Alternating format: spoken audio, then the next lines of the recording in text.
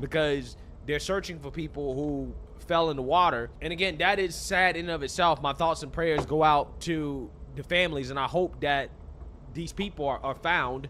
But with that being said, again, you can imagine how if this had happened, in the middle of the day instead of at 2 a.m., this could have been one of the worst tragedies that we've seen in a long time. Okay, we're talking about an infrastructure tragedy here that seems to have become commonplace in Biden's America. That's not me blaming Biden at all. That's just me saying that it just so happens that over the past few years or so, we've seen these types of tragedies, and they're becoming more and more commonplace. Okay, like for example, when you look at what happened in East Palestine, the train derailment, these are the types of things that we're seeing a lot in this country. And stories like this just kind of add to the tragedies that are happening when it comes to our infrastructure. So with that being said, I got to react to this clip here from CNN featuring the Baltimore mayor, Brandon Scott, who is going to beg CNN not to play the footage of this tragedy, okay, as he deals with this situation.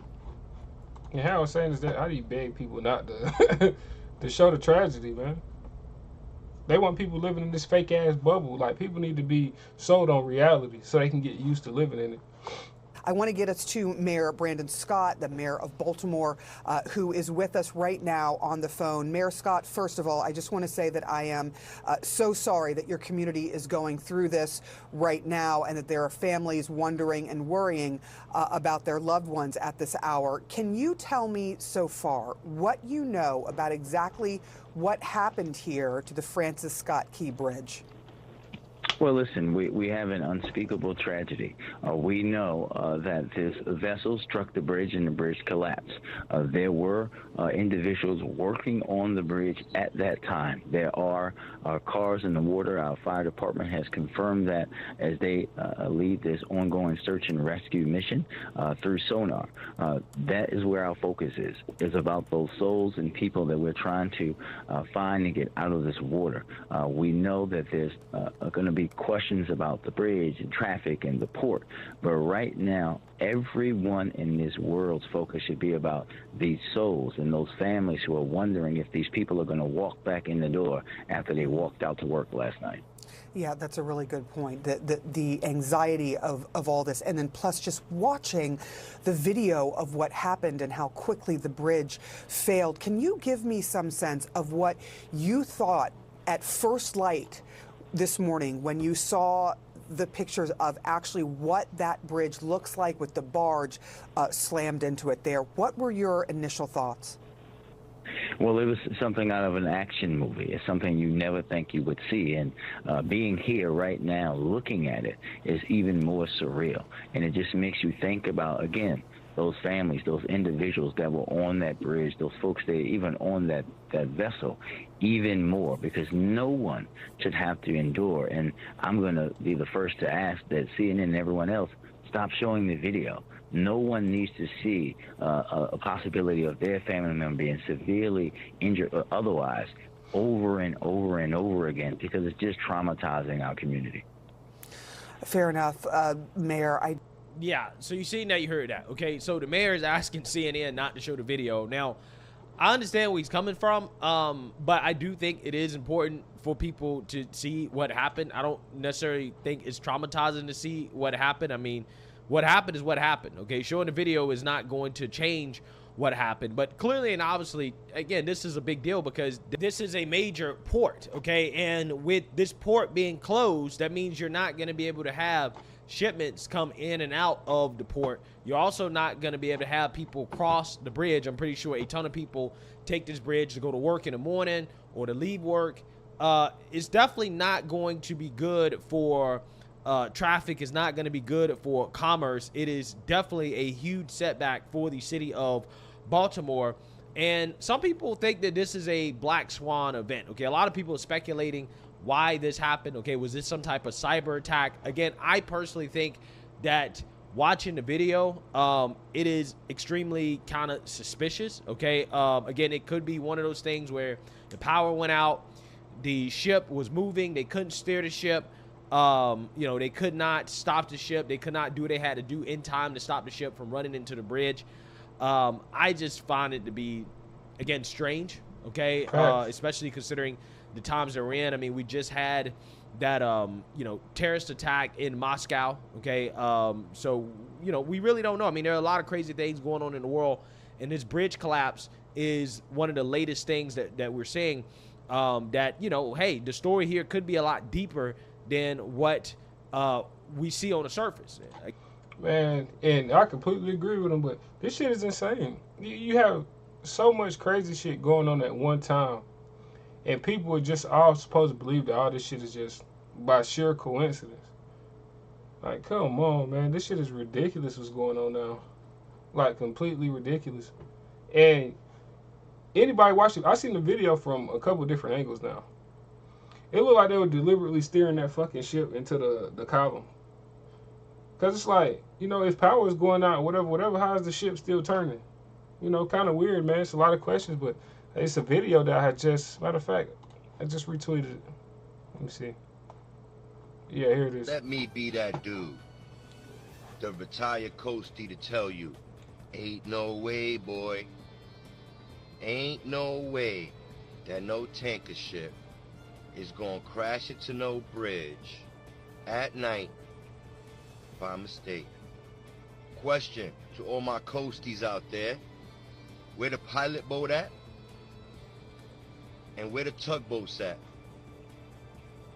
And where's the horn, the warning, the crash warning before it hits?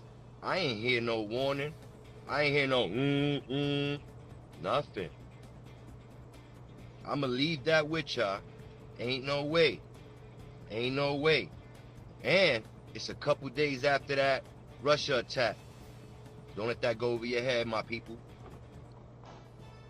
And you know, you have a lot of people that's like, why is he mentioning the whole Russia attack that's got to do with this bridge thing? It's because shift of distractions. That's all that shit is. We need a bigger distraction than what they're seeing right now. They just loaded on, like with the whole submarine implosion thing. That was a big ass distraction. People making jokes, writing memes. It was great on the internet. And didn't even know that they were passing fucking legislation. The FDA approved licenses. I think one to one of Bill Gates' companies to put this vat grown chicken meat in stores and in restaurants and shit. They can sell this legally now to people. You know, they've been killing you enough with poison for years anyway with all this fake ass food. But now they can sell you chicken that ain't even fucking come from chickens. Because people were so busy focused on the fucking rich people in a submarine. I don't give a fuck what 4 or 5 random rich people in a submarine are fucking doing. That's their business. You know, rich people do all type of fucking crazy weird shit anyway. It's nothing new. But they ran that on y'all as a distraction, just like all this other shit. And like I said, it's real tragedy behind these distractions. God bless, you know, prayers to the families of people in the killing and the shootings in Russia and at the bridge. Because nobody should have to die for narratives and agendas or whatever is going on. Because none of this shit just doesn't seem organic to me. I don't really care about people's. I take into consideration people whose opinion I respect and who has logic behind it. That's anybody. That could be if a homeless dude on the street is telling you not to play in the road because you get hit by a car, you're not gonna listen to him because he's homeless. No, he's saying some logical shit, so you should listen to him. And that's what I do. I listen to logical people. But people I know are fucking lunatics like Democrats and the rest of these people. Why the fuck should I ever listen to you and take your opinion in any type of way? I don't give a shit. Like, people hold my attention when they talking logic and sense. But as soon as they go off the deep end, I could give a fuck about what they talking about after that. I don't care. That's just me.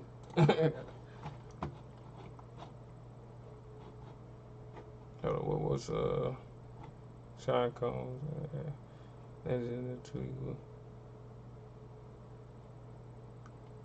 Oh, they had to put her. Oh, okay, he still fucking left her. But that community notes, gotta love him, right? What was that other?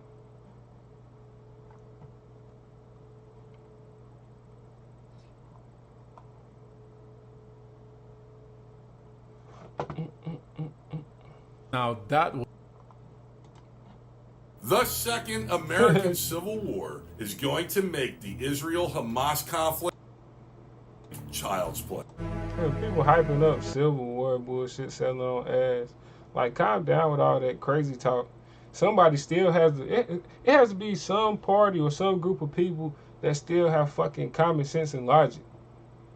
You got everybody trying to grift off of all this weird shit like, oh, Civil War, the Americans here. Like, shut the fuck up. Y'all didn't even know how any of that shit even happened to work. None of y'all even fought in them type of wars. And they just hyping shit up like that. Yeah, like, y'all don't even know how real war is. My uncle died in World War II fighting for this shit. We rather have had him home.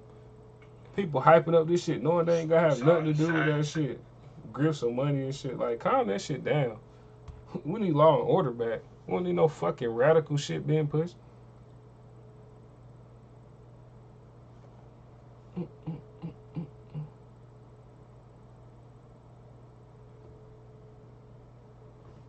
Yeah, that shit's weird.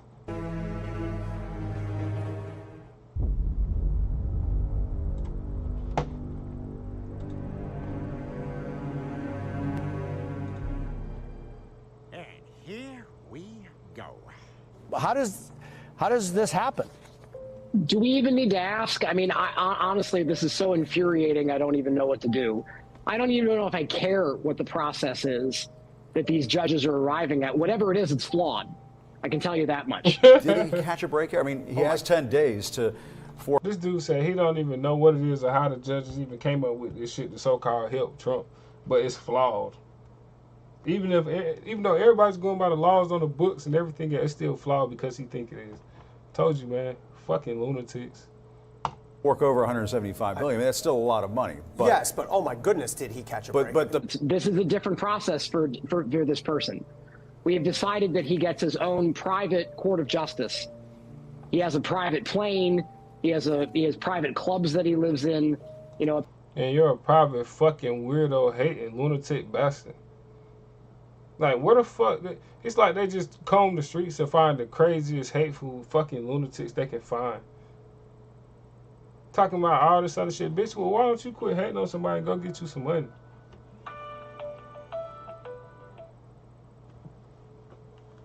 Hello? Huh?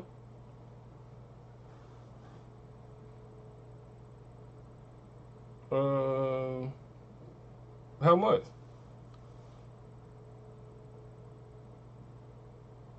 Oh, they 25. What they on sale? Oh, all right, yeah. My other one worn down anyway. All right. I said, all right. Nah, I'm on stream. All right.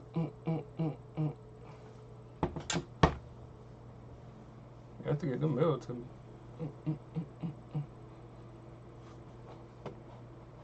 Apparently, you know, he basically fashioned himself his own private militia to try to take over the Capitol. You know, now he's getting his own private system of justice. This is an absolute travesty. It would not happen for anybody else. Anybody else, it would be like, sorry, buddy, you lost, pay up. For him, he gets his own set of rules. Cry fucking harder. What is this dude? Look, he had them Democrat Party too much. Look at his jaw, man. That dude got coke jaw. For him, he gets his own set of rules. But the amount of the bond he has to post has been cut by more than in half. And here comes the appeals court at the 11th hour and 59th minute and 59th second to give him this huge reduction. I mean, Trump has been referring to some of these properties as his, quote, babies. So perhaps the babies are safe for now. In fact, I like babies better than people. And I know you do, you sick bastard, you.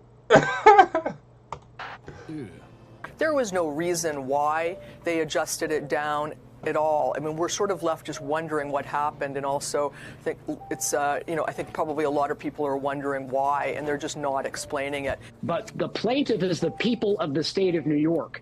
And we deserve better out of our judicial system than to have something like this happen where we're not actually even getting to find out what the Wizard of Oz is doing behind the damn curtain. This is ridiculous. I'd like everyone else to be treated as well as he's being treated. That's it. What the fuck are these people talking about? They control everything. They control the courts. They control the government. They control every fucking thing, man, at this point. And they talking about how somebody getting special privilege. If he was getting special privilege, he wouldn't have these fucking charges. That's what special privilege look like. He would be just campaigning against Joe Biden. He would have 90 fucking fake charges. And porn stars talking about how it wasn't rape or none of that, but she didn't say no because she was taught to respect people. Like, what type of weird shit are they peddling, man? Nobody, they really thought, I guess they really thought that America was just going to be a bunch of fucking idiots forever. Well, I'm here to tell you, man, late 80s babies, you got some that's, you got some 80s babies that's, on the right path, but man, 90s babies, boy, especially like the earlies, you can cut them off about 95, 96. That's when shit start getting weird. But 90 through like 94, 95, bro, we're not playing the weird shit, the lies, all that other shit. Nah, we're not going for none of that. And I grew up around a lot of strong-willed people like me too. We just didn't take somebody told us as face value. That's how you end up playing yourself. Like a lot of black people, complaining, blaming the white man. You can sit here and blame the white man for certain shit. Yeah, it's been atrocities done, but that white man was government. It just so happened that the people in the government that were doing the damage had white skin. But it's still the government. It's always been our enemy. Just like Candace Owens told people. It's the government that hates you. It's the government that gave syphilis to all these black men. It's the government who legalized racism and did all this other shit in America. Why do you think the laws changed? Civil rights laws had to be passed and all such shit. They had to pass laws because that shit was legal. Who makes it legal? Government. You feel me? Like they like to blame random white people and fucking East Bumfuck for slavery and civil rights shit. Why? Them people ain't had nothing to do with that. They born in this weird shit like you. The government is the one who been whooping your ass for centuries. It's always government. Like, know who the real enemy is. Know who the real problem is. That I'd like to see. Yes, I think the pivot. Well, why don't you cry about it? Saddlebags? What, are you gonna cry now?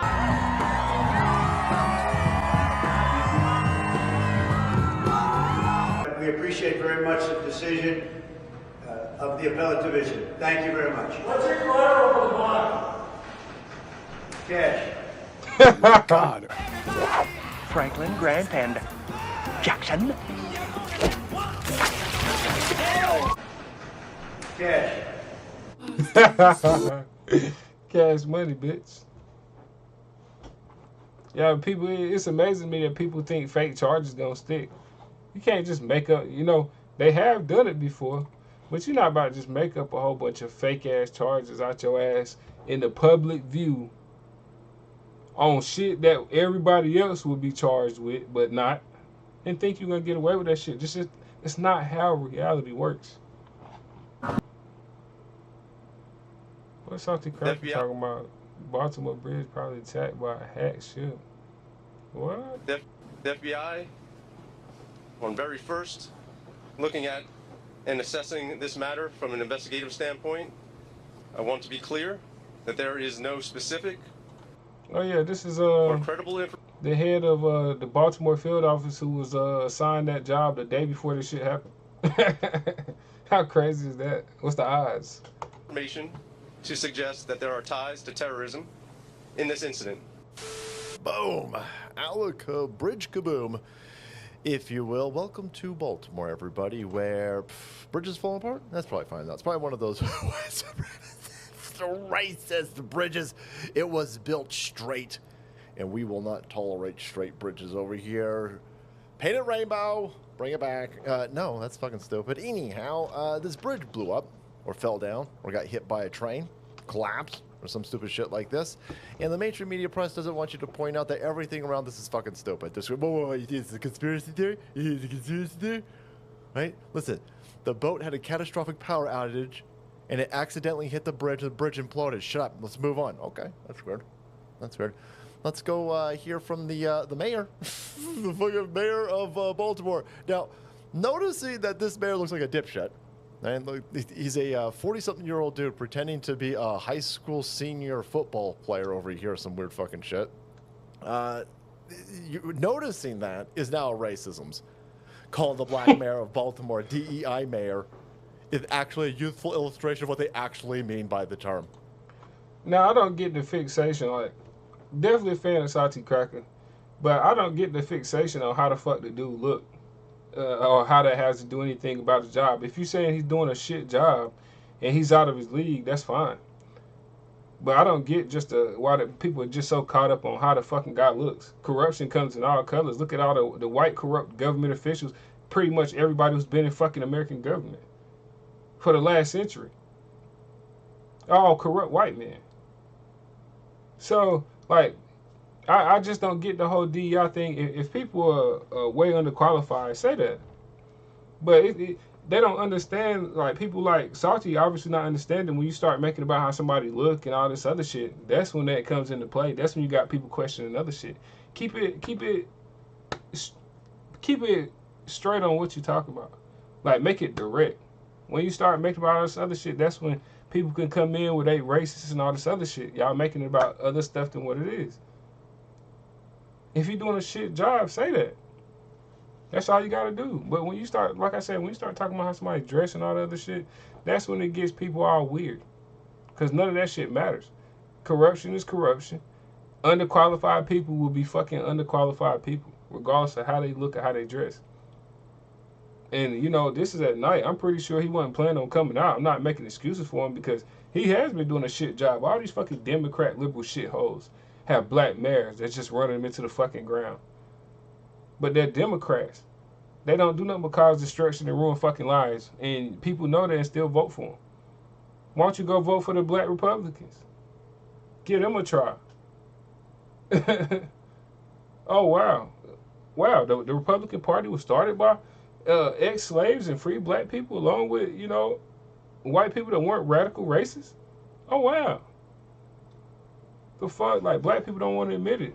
They were sold to the Democrat Party and sold out to the Democrat Party for government, welfare, and other little shit. That's not worth nothing. Black people were doing better before they got on welfare and all that, and that's a fact. You can go look it up. The fuck? Welfare ruined black homes. It didn't help no fucking body. And now it still encourages women not to put what? Their boyfriend and husbands on the lease. So they basically got to act like they single when they not, just to get cheap rent and food and all this other shit. And it's not even food, because they go straight to the grocery store and buy a whole bunch of fake shit. Pop-Tarts, candy, and all this junk food, all this other trash. This shit's not even food. Frozen food, I like. Sold out for no reason, just to, you know, your own demise. For like little government shit like that. Section 8. Nasty work. What, you Baltimore's all fucked up. Your bridges are falling down, idiots. You're worried about this. Baltimore, where you've got a rampant amount of black people killing other black people, all the white people are concerned that we're making fun of this man look like a dipshit.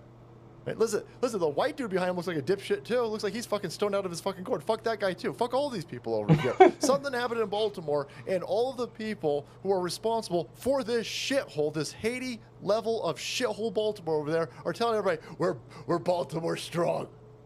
Don't worry, everybody. We're gonna rebuild strong. You got any more stupid fucking empty platitudes in your stupid fucking empty platitude handbook? Huh? Is it not calling everybody a fucking racist? They're sitting there going, together we'll get through this. But that's the crazy part too. Like, the thing that we have to pay for that shit. A Singapore ship knocked the fucking American bridge out, and we have to pay for that. Fuck no. They can pay for that. I know that ship alone probably makes enough money to pay for that bridge, man. Ain't nobody playing them games. But I bet you Biden's still gonna use American tax money to do it. And he definitely gonna throw some Ukraine funds in there.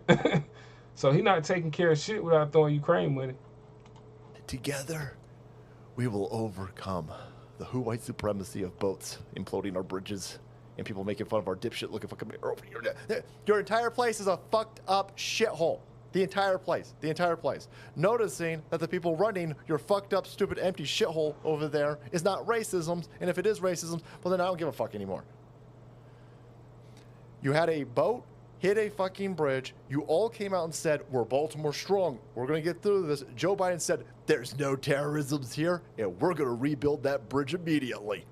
What do you mean there's no terrorisms here? How do you know? How do you know there's no terrorisms here? Yeah, motherfucker, this is how I know there's terrorisms. The fact that you say there's no conspiracy here, move on, right? Move on. This ain't 9/11. Move on.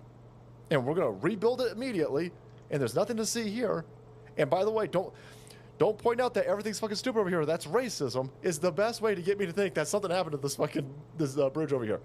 By the way, if you look at this boat at 8 speed over here, they turn into the fucking support structure. Turn right into it. All right, it might be a catastrophic. Yeah, the lights go out on the fucking thing. It could be a catastrophic power outage. Yeah, okay, fine, all right. But they steered it right in to the fucking port. Look at the port. That pier, that's right into it. I mean, holy shit, you're better off. Like, oh shit, we're out of power. Okay, well, just keep steaming forward then. They're like, oh shit, we're out of power. Oh fuck, okay, we got back on. Oh shit, it's back out again. Okay, well, fucking, the second that it's back on, steer it right into that fucking support beam. Let's do that. I mean, for fuck's sake. I mean, look at this with your own eyes. Nobody, by the way, nobody knows. The people saying that there is no conspiracy here, you're doing the same thing that the people who are saying it's definitely conspiracy. You're doing the same exact thing. Nobody knows what the hell's going on right here. The fucking, the bridge was hit like, I don't know, 12 hours ago. This is fucking weird and we should look into it. Maybe the boat was hijacked. There was a situation where a boat was cyber hacked and they drove a private commercial boat, the hijackers, they hijacked it and they drove it right into a naval vessel. They attacked the naval vessel. I can't remember where this was at. Maybe like fucking Egypt or some shit like this, but it's been happening. It's been happening. Cyber attacks are going to be the largest amount of attacks that we're going to start seeing in the future, and they're going to get way, way, way, way, way more prevalent. And when you see a big-ass fucking tanker like that lose power, get power, lose power, get power, lose power, get power, and then steer directly into a fucking structure support and take out an entire fucking bridge, maybe you don't come out and tell everybody, shut the fuck up, you're racist. Maybe you sit there and go, we looking into this. Hell yeah, we're looking into this. It's going to take us a minute. Give us a minute. We got to look into this. We need to look at a whole bunch of stuff here. We need to scour that fucking boat's internet. We got to. There's work to be done here. But no, they immediately said there's nothing to see here. Move the shit on. Don't say anything or you're a racist. And we're immediately going to dump a couple $2 billion into rebuilding this bridge immediately. Why is the federal government going to pay for this? First of all, let's say that this is all a horrible accident over here. Why the fuck am I paying for this? Why am I? Fuck Baltimore. Fuck Ukraine. Fuck Baltimore. No, whoever owns that, whatever big-ass fucking corporation owns that boat, or whatever insurance company that they're utilizing, they pay for that fucking, why am I paying for this? Fucking scumbags? There you go. Shut up. Don't ask questions. Don't worry about it. Look at this at 8 speed. Look at this at 8 speed. That thing goes, I mean, for fuck's sake, you would have been better off just letting that motherfucker drift. Just drift. Oh, shit, we out of power. Okay. Okay. He said, oh shit, we out of power. Never mind. Boof. Fucking look into it. That's all we're saying. Look into it. But telling people to look into it. If you don't swallow the mainstream media press and the talking points of these fucking idiots on the left-hand sides who are stonk conspiracy debunkers, they try to shut you down. No, fuck you. That looks weird. Looks weird. All right, guys. Thanks so much. Man, that shit don't look weird. That shit looks deliberate and done purposely. Like, what the fuck? They drove it and steered it right into the bridge, like I was saying. That shit is not, like, ain't no accident there.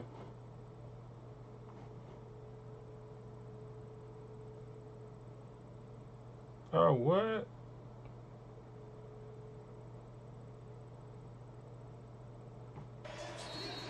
Oh, they're in the NRT. The number one food that kills testosterone and metabolism. This is a metabolism killer. This is a metabolism killer. And even this is a metabolism killer. The sad reality is most people eat these foods every single day and wonder why they can't lose.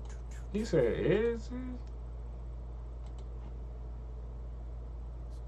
is that Towaki Kamaso? Okay, it's all yours. Mr. Adams, I was in this room in June of 2022. After testifying to you in that public hearing, we had a private conversation in a small conference room nearby. You made a remark to me then that you were going to look into my housing. There was no follow-up about that. 15 days ago, I got a punch to my head in a mica shelter. I don't belong in a shelter. We talked about a housing issue back then. There was no follow-up because of that lack of follow-up. That's how my face looked 15 days ago after getting a punch. So the question is, when people come to your public meetings, you make statements to them. There's no follow-up. There are huge repercussions. I currently have a lawsuit against your administration, one being assigned to the New York State Supreme Court in Manhattan, assigned to New York State Supreme Court Judge Lyle Frank. I also have a pending petition for writ of certiorari to submit to the U.S. Supreme Court by the end of next month. And so guess what I'm going to tell them? I'm going to tell them that while I have pending litigation against your administration, I'm being punched in the head, having to go to an emergency room. So basically, my point is First Amendment retaliation in response to protected First Amendment activity after having a conversation with you in which essentially you lie straight to my face. Have a nice day. Thank you. And first, no one should be assaulted. I'm really sorry to hear what happened to you. And as you indicated, you don't belong in a homeless shelter. No one belongs in a homeless shelter. Every New York should have the right to housing. And the reason we couldn't. The fuck is he talking about, man? You have squatters taking people homes that they paid for.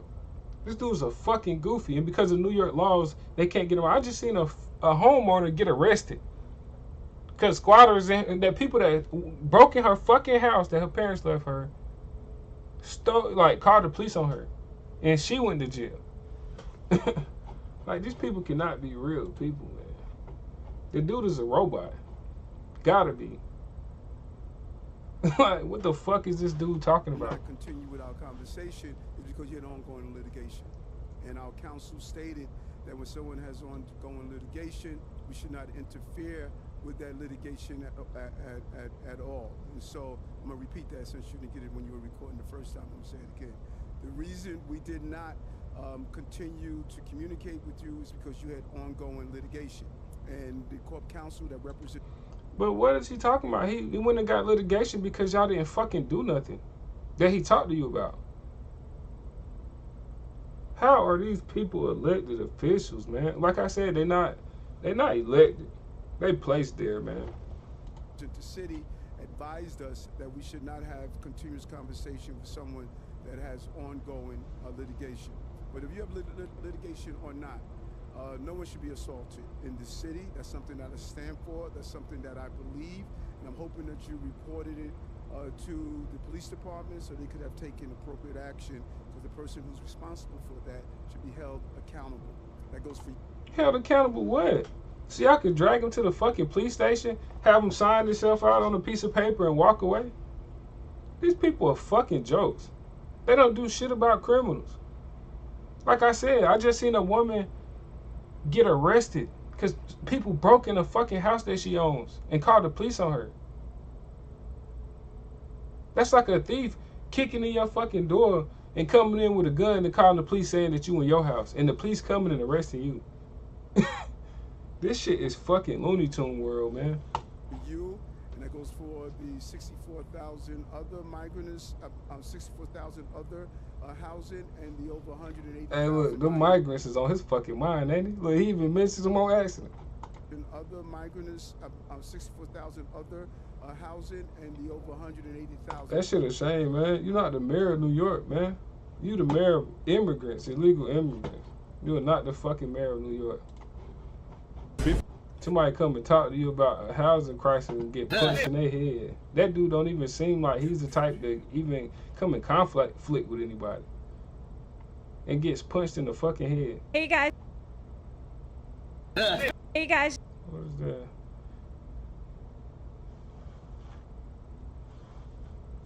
Oh yeah, Peter Ducey be lighting her ass up.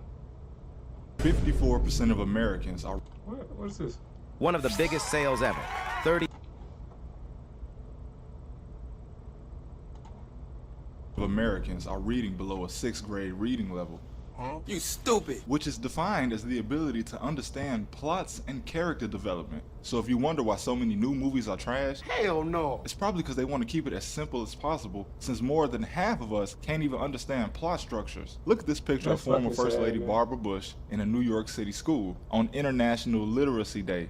This kid here looks nervous because he's wondering if she knows that New York has the second highest percentage of adults lacking basic reading skills, despite the fact that states below 85% literacy are almost exclusively in the South. Now, I'm from Chicago, and we have a higher literacy rate than anywhere in the South, but we're also probably the only reason the Midwest can't be smart. When I was in school back in the day, and Barack Obama was the president, and had been the president for 8 years already, my school history book still hadn't made it past George Bush. This means that in 2012, the current events section of my book was from 2002. How do you do it? But my school did. And that's a question I always ask in school. I'm like, yo, why the fuck do we still have these old books? Like, I had, like, most of my books were, like, 15 years old and shit, 10 years. I'm like, damn, hasn't nothing new educationally came about in the last 10 to 15 fucking years? Still learning about the same shit. There's been a whole bunch of stuff that happened since then. But that goes to show you. They got wars going on. They funding all this weird shit across the board, man. We paying for all type of weird shit. You might be paying, in one of the bills, hell, you might be paying for some senator prostitution bills. But they put it on page fucking 998 and gave you 10 hours to read it. Like, this shit is insane, man. I'm telling you. Did something that I like to call sports over reading. See, my high school was #1 in the state for basketball and football and had been for a while. And if you made one of these teams, you automatically had a chance to be scouted by D1 colleges. And if you're from Chicago, then you already know the school since it's only ever been known for sports. And this is a real situation. Back when I was on the track team, I was sitting in English class with 2 starters on the basketball team. Now, I only did sports for 1 year in high school. I am not an athlete, but these guys were starters. And you only even made the basketball team at my school if you were recruited from elementary school. There were tryouts, but it was just for show. Only elite players scouted as children made. Yeah, that's kind of how it was when I was growing up. You were pretty much picked for, like, the high school varsity basketball team when you were in middle school. Like, literally, when I was coming out of 8th grade, like, I was playing with varsity football and basketball. Like, I played varsity basketball and football, like, from 9th grade. Made this team. So the coach and our psychology teacher came into the English classroom and asked to borrow us in the hallway for some sports stuff. But when we got out there, one coach looks at us and says something along the lines of, "You each have a D in the same class." Got my report card today, man. I had all else on. What, do you want to switch into something easier like art or music? Now, I was about to laugh in his face, but when I looked over, neither of the basketball dudes were smiling. And they said, yeah, I can't quite remember what I said, but I'm pretty sure I wasn't a good enough athlete to actually get my classes switched. You don't have future here. You don't have future. You can never make it. But they were on the spot, middle of the school year, and they were both out of my class into art class as juniors. Now, this probably happens all over the world. And the U.S. is home to 19 of the top 25 universities in the world. But that being said, according to a study at Columbia University, only 4% of college students in the U.S. do not have to enroll in remedial classes. This means that 96% of But what they don't tell you is that most of the people that come, like a lot of these foreign countries send their kids over here to these prestigious schools, get these real degrees and real education, then they go back home. So they building up their homes, academic-wise, tech-wise, and a lot of other things because they come here and they get an education. Over here, they make education so fucking unaffordable that it doesn't even pique people's attention anymore. Like, you would tell some of these young kids, oh, you should think about college. Man, that shit, what? Can't afford it. I ain't even thinking about none of that. Which really, if you're not thinking about a real college, real degree, real career pathway, which a lot of these schools are just woke fucking shitholes. You got your kid coming home on Christmas break saying that a man in a dress is a woman and that men can be women. Oh, this type of just weird shit. They pushing on these kids at school to basically just getting these kids to ignore reality. So it's real risky even sending your fucking kid to these universities. So if you do send them to a school, you want them to go for something good that they can use. Not no fucking gender studies degree or, you know, like, you got a lot of people that go to college for sports and coaching degrees and, you know, like little health shit. Weak degrees, really. They're not worth the money that you spending to stay in school all them years, if you ask me. If you spending $1,000 to go to college, it should be something that when you get out of college can make you, like, a lot of money. That's how I feel like it should work. I don't feel like you should go into all this debt and then spend the next 10 to 15, 20 years paying that shit off. I feel like if you're spending all this money now to go to school for these next couple of years, focus up. And then you should be able to get out and use that shit to make a lot of money. I thought that's what the whole point of college was. Not to be a fucking come home a woke shithead with a degree that you still can't even find a job with, which I see a lot of people I went to school with did that. Went to college, got the debt, got the degree, but ain't get nothing else really. Working regular jobs, some of them, most of them jobs to where their degree don't even play a role. And now look at it. They turn around 2024 and tell you, hey, we don't really care about that piece of paper no more. We want experience, man. We need people that can really do this stuff. So damn, you just wasted time, money, and resources and all that you could have put into your skill or your business. You know? And it's tricking people. They don't really give you the options no more. It should be trade schools coming to these high schools like colleges. Here, you should learn how to be an electrician. Here, you can learn how to be a plumber, this and that. People can find different interests in that. I bet some kids didn't even never see them career pathways because they never seen it put in their face. And I'm not saying that they can't go out here and pursue shit, but a lot of opportunities, man, like, all this stuff come and go, opportunities don't. It could be the little thing like that. Somebody, they having like a little trade school in the courtyard or something. Somebody might go over and talk to somebody about something, really get interested. If they never had the opportunity to see this stuff, or see the outcome or the benefits, or talk to people that work in this industry and how much they make in a year, like, what?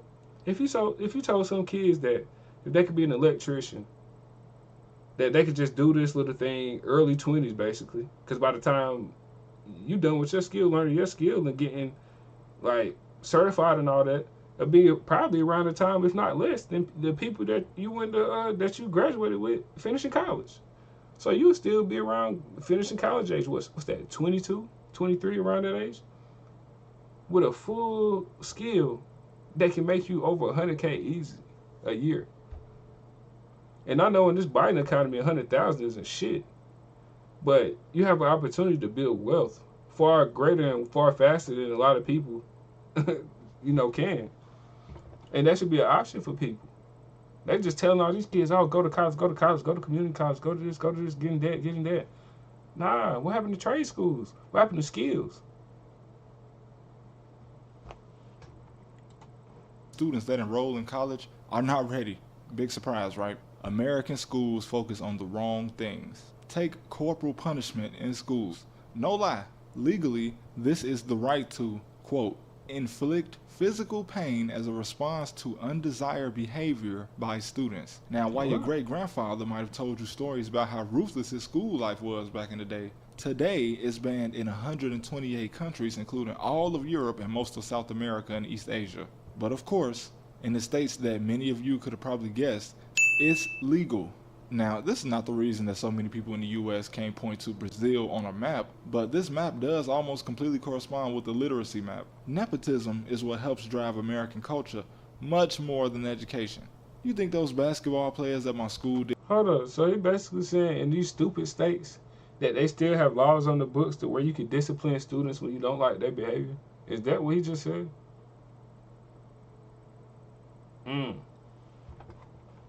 Didn't have any family. I'll tell you what though, I don't care what nobody's saying about where you live or whatever. I do not want to fucking live in a Democrat shithole like Chicago, New York, all over California. Like that shit is. It was a record producer sitting in his car outside the studio. I can't really think of his name right now, but you can Google it. Literally just happened not so long ago. Just sitting in his car. He had just got in his car. I think he was going home like a father of 3 or something. Just got in his car from the studio. Had his headphones on. Just listening to something, probably listening to something he just made or something. Who knows? A homeless woman comes up. They said he wasn't even paying attention in the car. Homeless woman comes up to his car window, shoots him in the head, kills him. Like, what the fuck? He doesn't even know the woman anything. He's just sitting in his car, headphones on. That could have been anybody. You could have been visiting LA and just got in your car, put your stuff down or whatever. You just talking on the phone. Oh, yeah, I just left the store, this and that, da-da-da. Fucking homeless woman you don't know comes up, shoots you in the fucking head. No, I think I'll stay away from those places. Like, what the hell? Tired of all them streamers still on that weird shit. Court hand super mayor major loss over bank records and accounts. Oh, so they finally getting her dirty ass? Join the spring.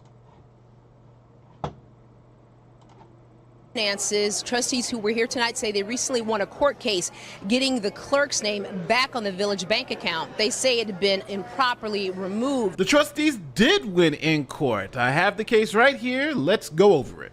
Oh, that's crazy.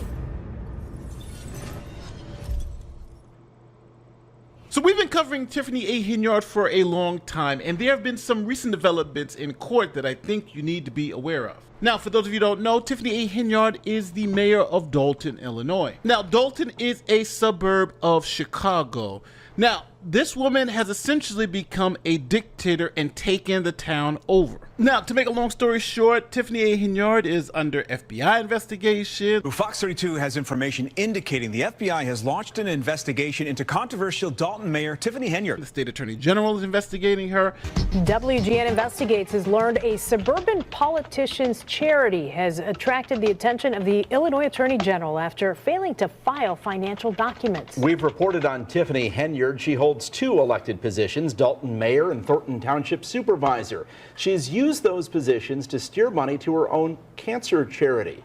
Wow. How that money is being used is anyone's guess. And many more problems. Now, one of the main problems that's occurring in Dalton is spending. The mayor has put the city in a $7 million budget deficit, which is huge for a place like this because there's only about 20,000 residents of Dalton, Illinois. Now, the mayor has stopped giving any financial data to the village trustees, who are essentially the city council. Now, this lack of financial transparency and no one understanding what's going on with the bank accounts and the finances of Dalton have led the trustees to have to file a lawsuit to get the information, to understand what's going on with the village's finances.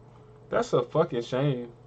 The city council, whose job it is to, basically keep overwatch of all this stuff and pay the town's expenses. They pay the bills and they pay all that stuff. They can't even get the information on there. She done locked them out for all that shit, which I'm pretty sure is illegal. She can't even do that. Anybody who been keeping up with this story know she been having all type of shit going on. Trustees who disagreeing with her getting their house shot up. She's been sending a dude who did like 15 years for raping a teen girl and shit, like into people's houses as a court something. He works for her campaign or something, but she gave him a job where he goes into people's houses. A dude that was did prison time for raping a female. And then, having disagreements with trustees and their house getting shot up. Like it's some movie shit. They should have known what was going to happen, though. The first time when she got elected, she showed up to the meeting as Nino Brown from New Jack City, talking about everybody better have her money. Boy, y'all better stay the fuck away from these Democrats.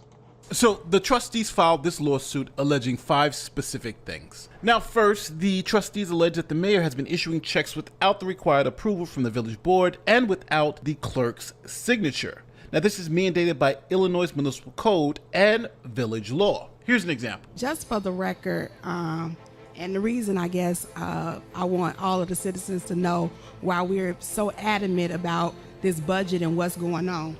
May 12, 2021, a resolution was passed. The following persons are hereby authorized to be added as signatories for all city accounts: Mayor Tiffany Henyard, Village Clerk Allison Key.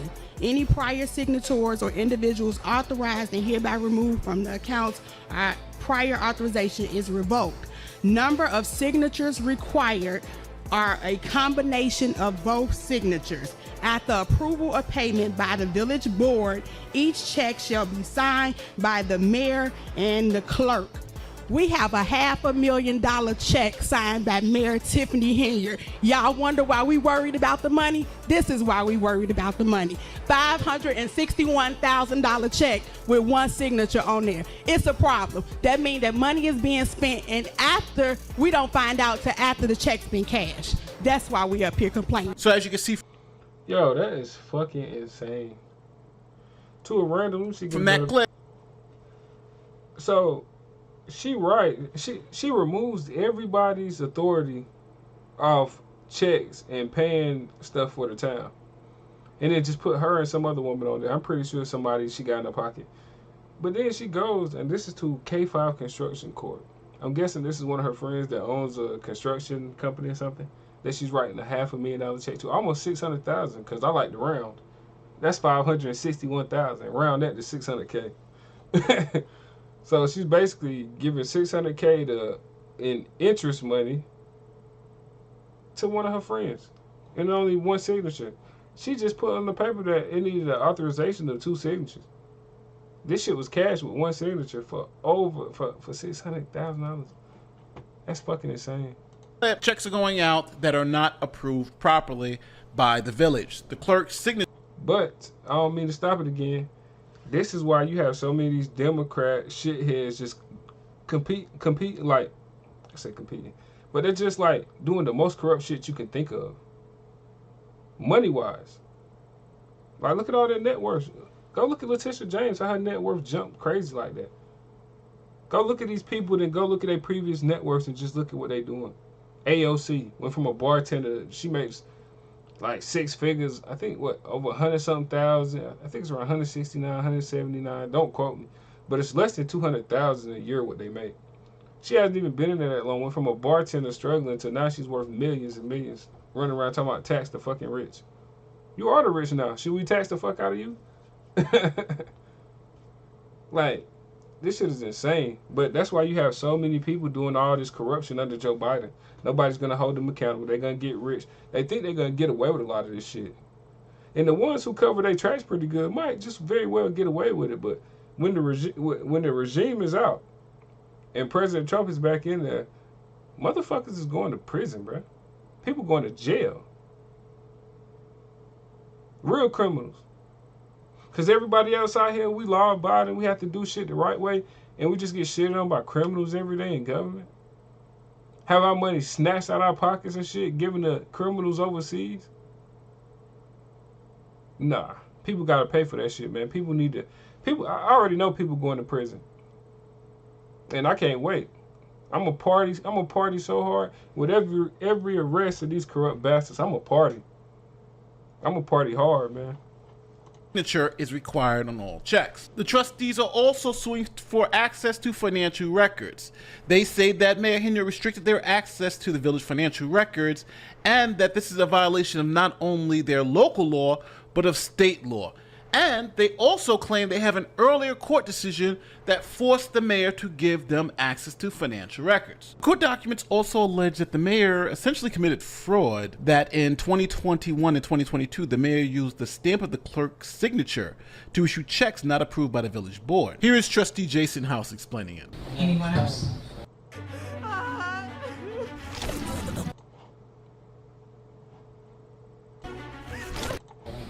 Can I be recognized? Go ahead, trustee. Thank you very much. My comment is kind of, I guess, geared more towards some of the comments that were made at the town hall meeting, in particular some of the statements about why the board has taken, or I'll even say for myself, why I may have taken some of the positions that I have in terms of what has been done wrong. Most recently, and I'll just go back to the last 3 months, manual checks are checks that are just written for spontaneous things or things that are emergencies that were unplanned for. In the month of February, there are $125,000 worth of manual checks written. Those should be presented to the board, approved, and issued out. In February, that did not occur. In March, the board did not receive a warrant list. That warrant list was $2.1 million worth of spending. Ooh. In order to spend money, and so in order for the board to approve it, we should have got that, reviewed it, been able to make the proper approvals, or not, and that information was not presented for the board to even make that decision. More than that, the process for checks, because this is all set up on checks and balances. And writing the checks for $125,000 worth of checks, as well as $2 million worth of checks, there should be 2 signatures on every check. The authorized signers on our bank account are the mayor and the clerk.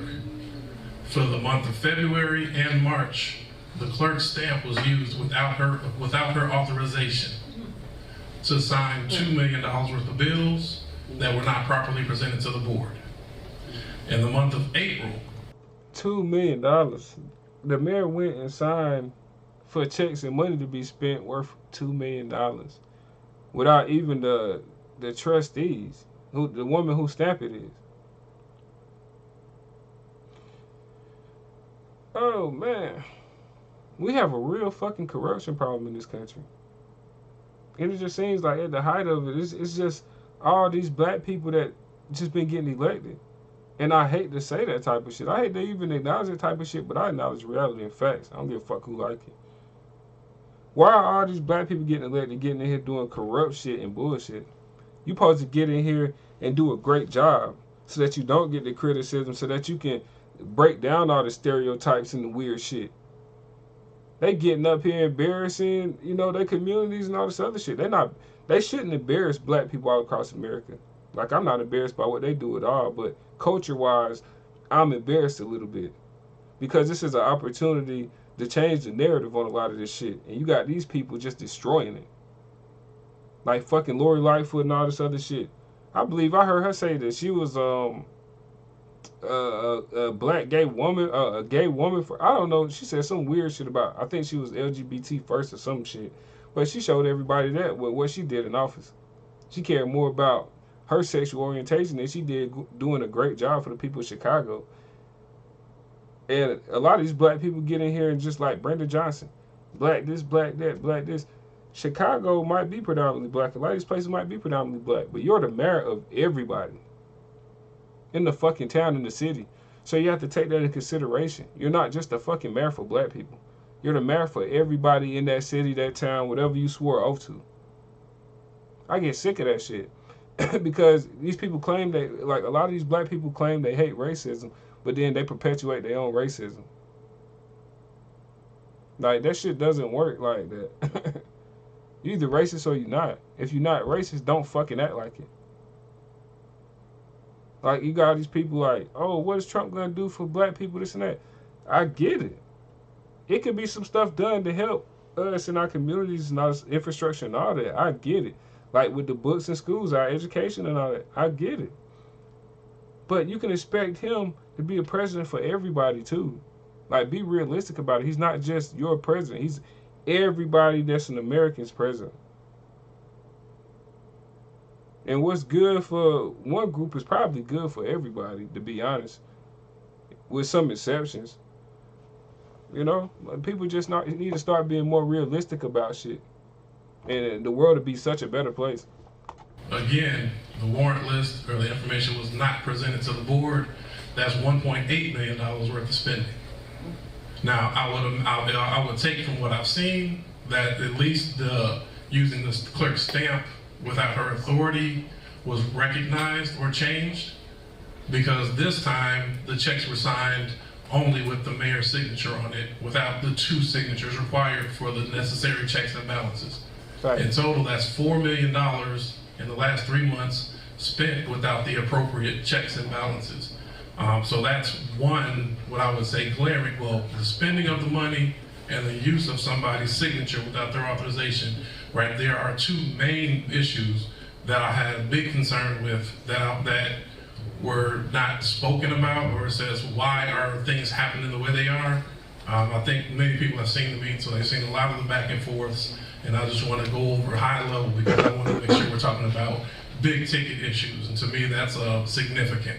Now, because of those facts, here's what the board was asking the court to do. First, the board asked the court to enjoin the mayor from acting beyond her authority, essentially injunctive relief. Next, the board asked the court to issue a writ of mandamus to the mayor. Now, for those of you who don't know, the writ of mandamus was made famous in a case called Marbury v. Madison, for you law nerds out there. Now, a writ of mandamus is when the court forces a public official to do something that they have no choice but to do. In this case, Tiffany Henyard has no choice but to turn over the financial documents to the trustees. So the trustees want the court to issue that writ so they can have access to the financial documents, essentially forcing Tiffany Henyard, the mayor, to give the documents to them. The trustees are also asking for a declaratory judgment and a full accounting of the village's finances. So then Mayor Tiffany Henyard filed a motion to dismiss, saying that the trustees were not entitled to any of this information. Now, the court sided with the trustees, claiming that the mayor had to give a full accounting to the trustees about the village's finances. Now, when it comes to the writ of mandamus to force the mayor to turn over all the financial documents, the court said, hold on.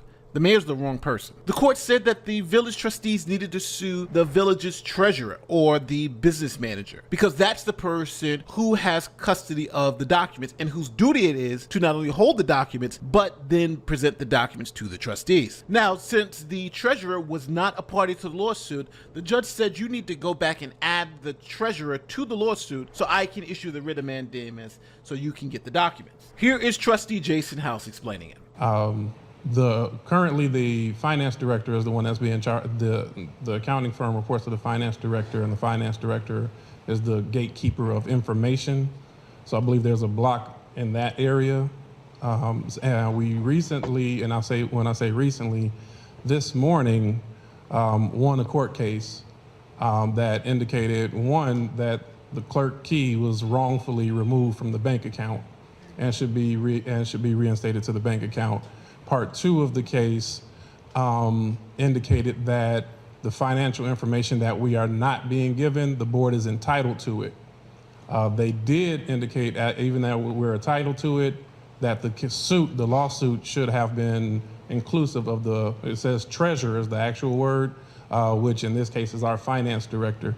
So I believe with the court order, we may see some movement. I believe the accounting firm at this time, which I do agree, I'm in agreement. I would like for them to provide us with that information. I think it's kind of a tricky scenario, and I believe the information will be forthcoming with the proper order from the court. So that would be my thought or ask of reconsideration. So as you just heard, the court also ordered that the clerk be put back on all the bank accounts. Now, this will stop Henyard in her tracks, because to now spend any of the village's money, she needs the clerk's signature. So this ruling was extremely positive for the Board of Trustees. They got the clerk back on the bank accounts, they got to stop Tiffany Henyard from spending money willy-nilly, and they get a full accounting of the records to find out what's actually going on. Now, hopefully, by the next board meeting... And I think that clerk, by the way, is the one who had her house shot up because she was questioning the money being spent by Henyard. We'll finally have that information, and we'll know what is going on behind the scenes. Tiffany Henyard, the walls are closing in. The FBI, the state AG, and now you have this judge saying, hey, you have to turn over everything to the Board of Trustees. It's the law. Let me know how you feel in the comment section. Let me know, how long do you think... Yeah, that shit is crazy, man. Shout out to Nate the Lawyer. Great content as always. Give him a follow. Yeah, I follow some great channels on YouTube, man. A lot of great information. And thank God I've been getting the good information from them for these last couple of years, because, boy, up until, that questionable ass election in 2020, it was hard to get the right good information, man. They just flood the whole fucking internet with all this fake garbage that you knew was trash and garbage. And you trying to sift through it, and it's just more trash and garbage. And then when you question it, you get banned or fucking blocked.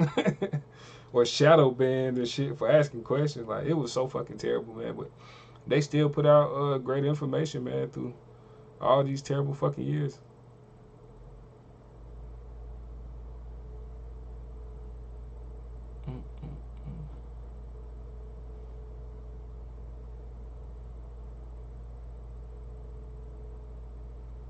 So in turn to the cyber attack.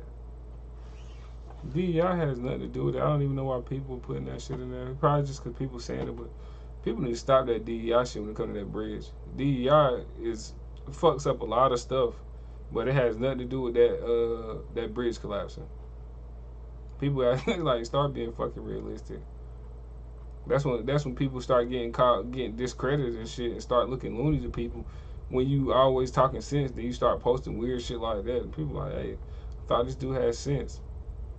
I felt like that about a couple people on Twitter posting shit recently. I'm like, yo, you always acted like you had common sense. Why you posting goofy shit now?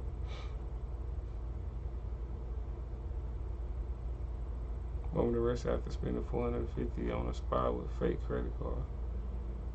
Damn.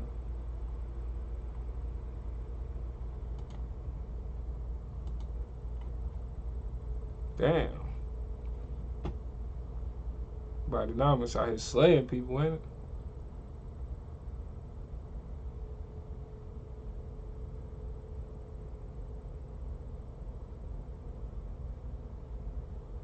Muslims reject Talcum X. That Sean King is a super fucking if you could chip in $5, $10, or even $25. I know that times could be tough, and they are tough under this horrible president that we... So Sean, I'm going to ask you to repeat after me. First we're going to do it in Arabic, and then we'll do it in English. Say, Ashhadu, an la ilaha illallah, wa ashhadu anna Muhammadan Rasul Allah. I bear witness that there is only one God, and that Muhammad is his final messenger. Congratulations, brother. Council on American Islamic Relations, also known as CARE, is listening to the community concerns and making a change for their upcoming fundraising dinner. So just yesterday morning, CARE had announced that Sean King would be their keynote speaker for their upcoming Iftar fundraiser. King has dealt with controversies in the past. The activist has been accused of being disingenuous in his work for the Black Lives Matter movement and recently raising money for Gaza. In a statement later on Thursday, CARE said King would not be the keynote speaker as he has become a distraction from the true meaning of the event. All right, guys, so we got to talk about our favorite BLM woke activist, Sean King, a.k.a. Talcum X, a.k.a. Thurgood Partial, a.k.a. W.E.B. DeBlanc, a.k.a. Snow J. Simpson, a.k.a. Martin Luther Cream, a.k.a. Cream Abdul Jabbar, a.k.a. Martin Luther Keyboard, a.k.a. Light Tyson, a.k.a. Rachel Dolezal, a.k.a. Hewlett P. Newton, a.k.a. Alexander Scamington, a.k.a. What the fuck? Betty White. Hey, yo, this dude got that many fucking names. He been grifting this fucking hard off of black pain and suffering, basically. For this fucking long, man, he got this many nicknames. Hey, Talcum X is some funny ass shit, man. Hewlett P. Newton. Yo, people are fucking insane. The list goes on and on and on and on and on, okay? OJ Mayo. That shit crazy. Sean King.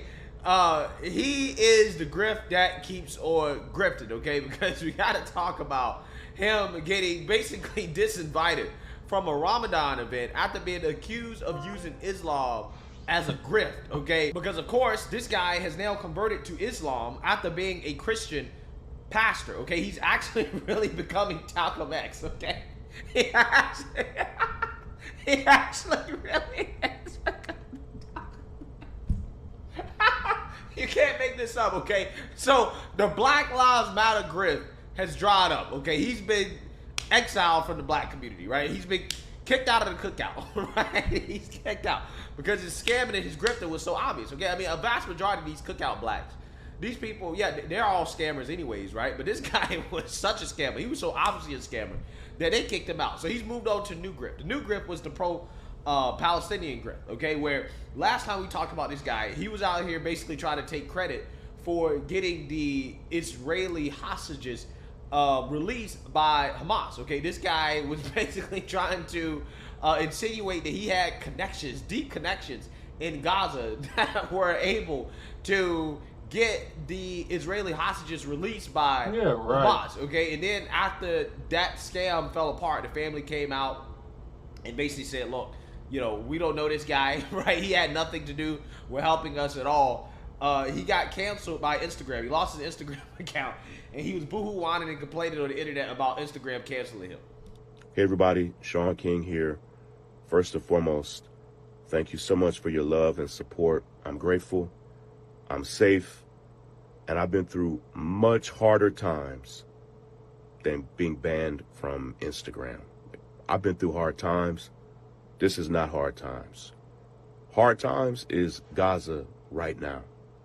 Yesterday was one of the worst days of the past 80 days. And what's clear is that Meta, Facebook, Instagram, they have decided to stand in the way of those of us that are fighting for the human rights and dignity of Palestinians. I won't stand for it. I'm going to keep fighting every way I can. If I can get my account back, great, but not if that means compromising my values speaking up for Palestinians. So let's keep on fighting, and promise me this, that whether I get to come back to Instagram or not, promise me that you'll fight twice as hard as I was, that you'll continue doing everything in your power to stop this genocide. I love you. I appreciate you. We have attorneys and other people involved. I don't know where it's going to go, but let's give it our best shot. Love you all. Take care. Yeah, absolutely hilarious. Okay, this guy is getting a taste of his own medicine, right? Because he wrote a whole article outlining why social media platforms should censor Trump, why they should de-platform Trump, why he shouldn't be allowed on the platform, and then it turns around that these same social media platforms that he wanted to censor Trump ended up censoring him, right? Ain't it amazing how that works? Okay, what these leftists ask for, what they beg for, they want to boohoo, whine, and cry when it's turned back around and used on them after they advocated for it to be used on their political opponent. So that being said, again, he's moved on to the new grip. His new grip is the pro-Palestine grip. Okay, he tried to get that pro-Palestine money, which, hey, there's a whole lot of it out there, okay? Just like there's a whole lot of money on the other side of that situation as well, too. Okay, there's a whole lot of money to be involved in any of these conflicts, okay? So with that being said, Sean King is trying to host fundraising events in which he's launching a $1,000 a ticket speaking tour, okay, after converting to Islam in solidarity with the people of Gaza, okay? So this dude is fucking brain dead. Who's gonna pay $1,000 to see him? Do he not know that he's Googleable? Is that a fucking word, Googleable? Only thing somebody gotta do is Google your name and know they gypped. That they just got gypped out of spending $1,000 on a fucking con artist. Like, the audacity of these people is insane, man. They grifted so hard off of all that black pain and suffering, man. And they don't know how to just stop. You made enough money off of this shit. It's not gonna keep going how you think it is. People see through the bullshit now. Because none of y'all did anything with that money to help nobody. Black Lives Matter when they bought fucking mansions and fast cars. And probably had a whole bunch of drug-induced parties. Because you know how they do in LA. Why would you base that as your headquarters? What? Now look at California now falling apart. Where all that Black Lives Matter money at? With all these people can't afford rent and food and grocery and all that shit. Seems like a lot of people got played to me. This guy went from Christian pastor to Islam, okay? He's actually becoming Malcolm X, okay? And apparently the pro-Palestinians are rejecting him. They're saying, no, you ain't gonna grift off us the same way that you grifted off of black people. Incredible. It's next level pathological. You guys, he took credit for hostages being released. So to bring this all back around, and I hope that you guys are still with me at this point, and I hope if you know anybody, I'm begging you, if you know anyone that is going to spend money on this, I implore you to implore them to not. There are so many other causes that you guys could be giving your money to. I understand people want to give, people have good hearts, they want to help. There are so many GoFundMes through like Operation Olive Branch that are families in Rafah trying to get out that you could put that money toward. Please Do not, or let anybody you love, buy a $120 ticket or a $60 ticket to watch this next level grifter pretend to raise money for Gaza, because I guarantee you, Gaza will see none of that money. No, none of this money is going to see Gaza at all. All this is going to do is further enrich Sean King and further help him build his brand as some type of fucking ambassador for human rights. Do not give this guy any of your money. I don't even know, why are you on tour talking about Gaza? I'm not saying that people shouldn't be spreading awareness about Gaza everywhere they can, okay? So if he wanted to just spread awareness about Gaza, then okay, the more information and the awareness people spread about Gaza, great. But that's not what this is. He's going on tour. He is making a profit. Why he, who is not an authority on Palestine or the Palestinian people, why is he going on tour? He's centering himself, and he is going on a whole ass fucking tour like he's Taylor Swift charging hundreds of dollars a ticket. It's really next level, and it's amazing how many people still fall for it. He is financially predatory, and now he is preying on the Muslim and the Arab and the Palestinian community, and that's how he do. In people's greatest time of need. And just like during Black Lives Matter, when there was uptick in violence against black people, he was right there to try to suck money out of their community. And that's exactly what he's doing right now. Please consider giving to one of the GoFundMes or something that gives directly to families trying to get out of Rafah. Or give to the Red Crescent. Give to UNRWA. That is actually going to be helping the Palestinians, not helping him enrich himself. Speaking at a fucking tour. No, the only conference he should be giving is how to be a scam artist. Okay? That's legitimately the only. Hey, if he gave a class on that, he'd probably make even more money. Because that bitch knew how to finesse. He finessed for a lot of money during that BLM shit and didn't do nothing to help nobody. Thing he is qualified for. Hoodwink people into giving them your money and pretending it's for a good cause. Scam I am. Scam I am. Please share this with everybody you know that follows Sean King. Please tag your friends so that they can see this and not give him money. Friends don't let their friends get scammed by Talcum X. Yeah, so you see that, you heard that, okay? So, again, the activists have come out and said, no, Sean King is a scammer, okay? Do not believe Talcum X, okay? Do not pay to go to this event because he's trying to... Hey, Talcum X is a fucking crazy name, man. That shit is insane. That dude will never fucking stop.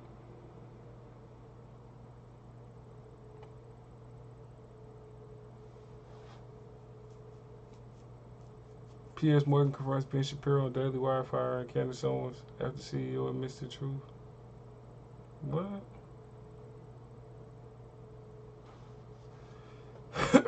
Barack and Michelle Obama give up on ruining America. Wow, what the hell they do? Obama, the mysterious Michelle Obama, her name comes back up.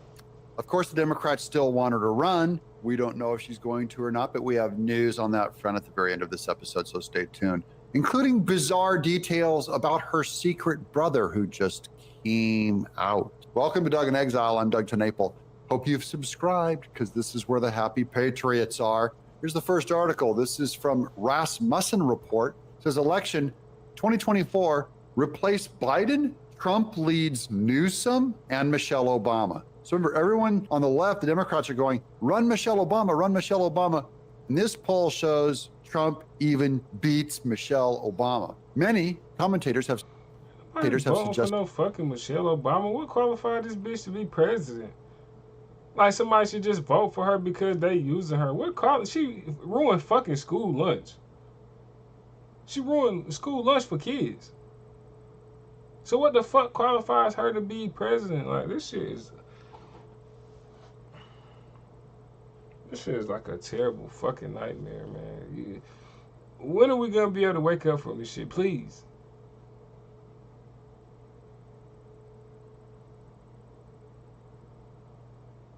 California cannibal steals severed leg from crime scene in East. No way that shit is real.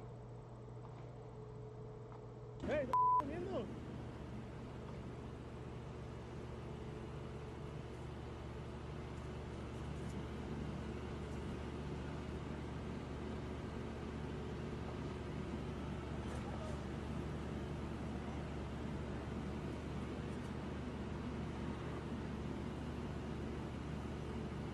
What the fuck? They keep trying to tell everybody that Haitians are not cannibals. I mean, don't worry about it. Don't worry. First of all, Haiti ain't a shithole. Haiti ain't a shithole, you racist bigots, terrorists. Haiti's totally fine. Haiti's a fantastic place to go. Listen to Conan O'Brien. He's over there celebrating. Take that, blow. That dude is a fucking walking demon. I don't even think that was a Haitian, bro. I don't even know if I want to watch no weird shit like that right now. Dude just fucking eating legs. Welcome back.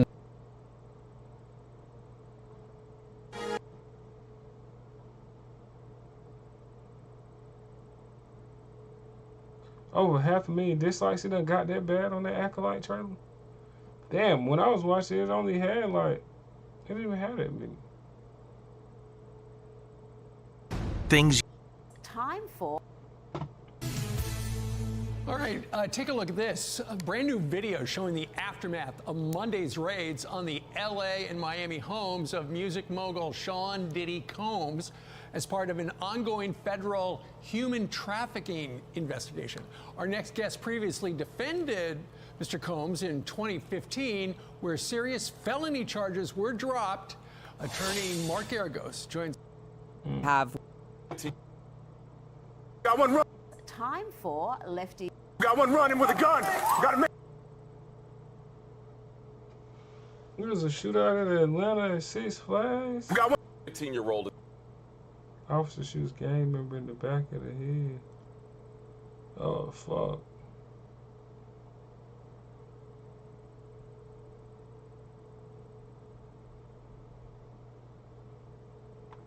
The vigilantes won. It's a now let's move.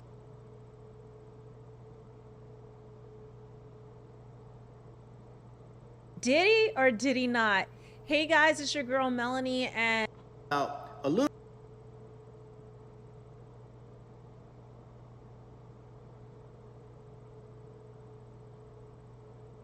that shit crazy.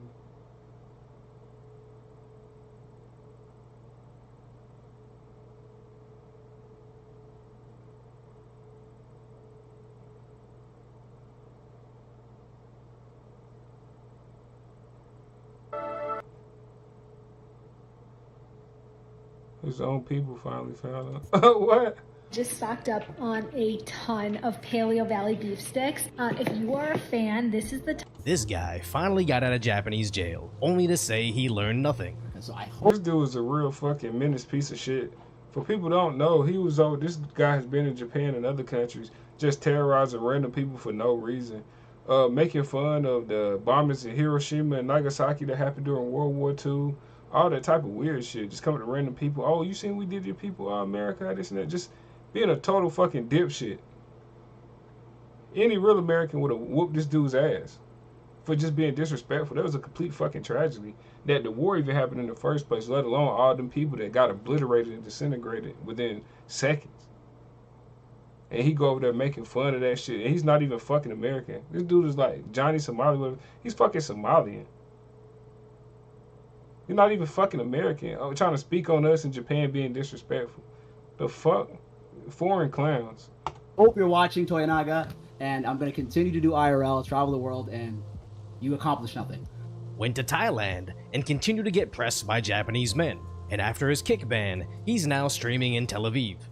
Until he drunkenly encountered this guy in the streets. He said like you gay. You're gay? No, I'm not. You want to fight right now? We can fight right now. Put this right here. I'm gay. I'm gay. I'm gay. Let's go then.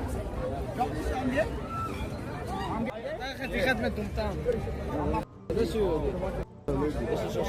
Disrespect me, bro. I say. Don't touch him. After acting hard to some random dude, this guy in blue came out of nowhere. Act like a gangster. Come and talk shit to me. You act like a gangster. Then what are you? Don't know me. Who are you? Who are you? What I do, man? Don't touch me. You don't know what? It's yo. What was the problem earlier? What was the problem earlier? Drop it. Don't be acting like a gangster, man. Yeah! Yeah! Y'all started with me, go to jail. Yo, y'all need to go to jail. Yo, arrest that. Yes, yes. You dumbass monkey. You here. You monkey. Go to jail, monkey. And I'm censoring it, but he's calling him both a monkey and the hard R, somehow boasting about being beaten. I was chilling. I was talking. But he's over in places like Japan, acting like he all black and gangster and hard, and you know he's American and all this other shit. Talking about what America. Oh, you know what we did to your people, and you from Somalia. But when people get on your ass, you're not black. You disrespecting them, hitting them with hard R's and all that. Yo, these people are fucking clowns. That's why I tell black Americans, get off that whole race bullshit, color shit. These people from these other countries, Africa, whatever, they don't even see shit the same as you. They don't even fucking like you, honestly. Like, quit thinking all this and that. Yo, you are American. And you have a different culture. Yeah, you have a culture. But you are American first. All that other shit is second. Because when you leave this fucking border, you're an American, they're going to treat you like one and make sure that you know that you're not them. You going to always be that motherfucker from across the water over there, them Americans. Get used to it. Embrace that shit. Like, you American first. All that other goofy shit don't matter.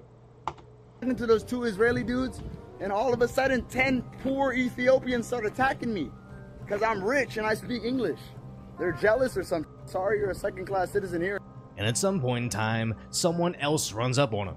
Guys, that was like day 1. Oh! Yo, when you run up on me? Yo, what the f***? Chill out. You say your book? Yo, chill out. And the day after, he appears to have a ridiculous discount Harry Potter scar across his skull that allegedly cost him over $400 to treat, as he apparently needed a tetanus shot as well. Imagine having such a sad existence that your only opportunity to make money is to literally document yourself being bullied across the globe, like some sort of bootleg Nat Geo crocodile hunter, but from the perspective of the prey. Because even though he says he's Somalian, he's actually Ethiopian, just like the guys he's calling primates and the hard R, saying they're jealous because he's rich. Meanwhile, he's panhandling for pen.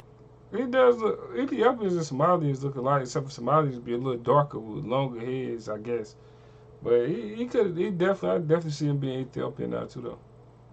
To which I hadn't seen anybody biting, spending several hours crowdfunding a medical bill that nobody cares to contribute to. Now, I do understand there's a long roster of live streamers making content that I simply don't understand, and it doesn't mean they're not making millions. But this guy isn't that, because if you look at his live chats, it's just people begging him to confront anybody, calling him small, saying he'll get knocked out again, and when he's actually being beaten, they're just laughing at him like a clown. And although being an online influencer is now a sought-after career, I somehow doubt being the digital village idiot is, where the only reason people tune in to see your face is to laugh at it when it gets a backslash branded across it. And at this point in time, not only does he accept this is the best thing he can do to make money, he's actually leaning into it, as his streams now have this disclaimer stating it's just a skit with CGI and AI images and sound, how it's just a comedy where everybody is a paid professional actor. And everybody knows that's a lie, but he's been banned from so many platforms, it's pretty much his only play to stay on at least one of them. That is, if something more drastic doesn't happen first. As those alleged Ethiopians just slashed him over basically nothing, and now he's on camera calling them all sorts of disrespectful words on the internet, then broadcasts his location every single night since, I just don't think this is going to end well for him. So I honestly hope he just learns his lesson and walks away from streaming before he's left with something worse than a literal L on his forehead. But if you appreciate my concise, lighthearted commentary on the tragic status that is today's reality, hopefully I've earned your subscription, then go check out the video on how vigilantes are finally returning to Philly. I'm glad that fucking kid finally got what he deserved, though. He was doing a whole bunch of racist, crazy, weird shit overseas.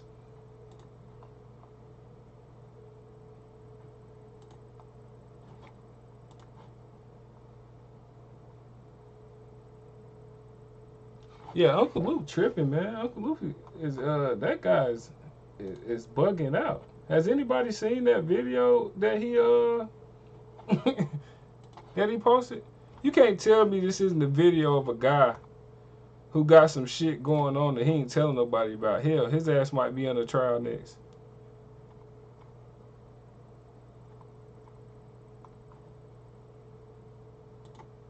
Listen to this goofy, man. When you go and you get these billions and you see them put you up on a pedestal. Hold on, that ain't even the one I'm talking about.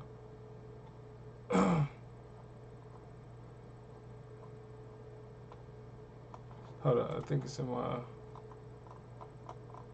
Oh yeah, this the one.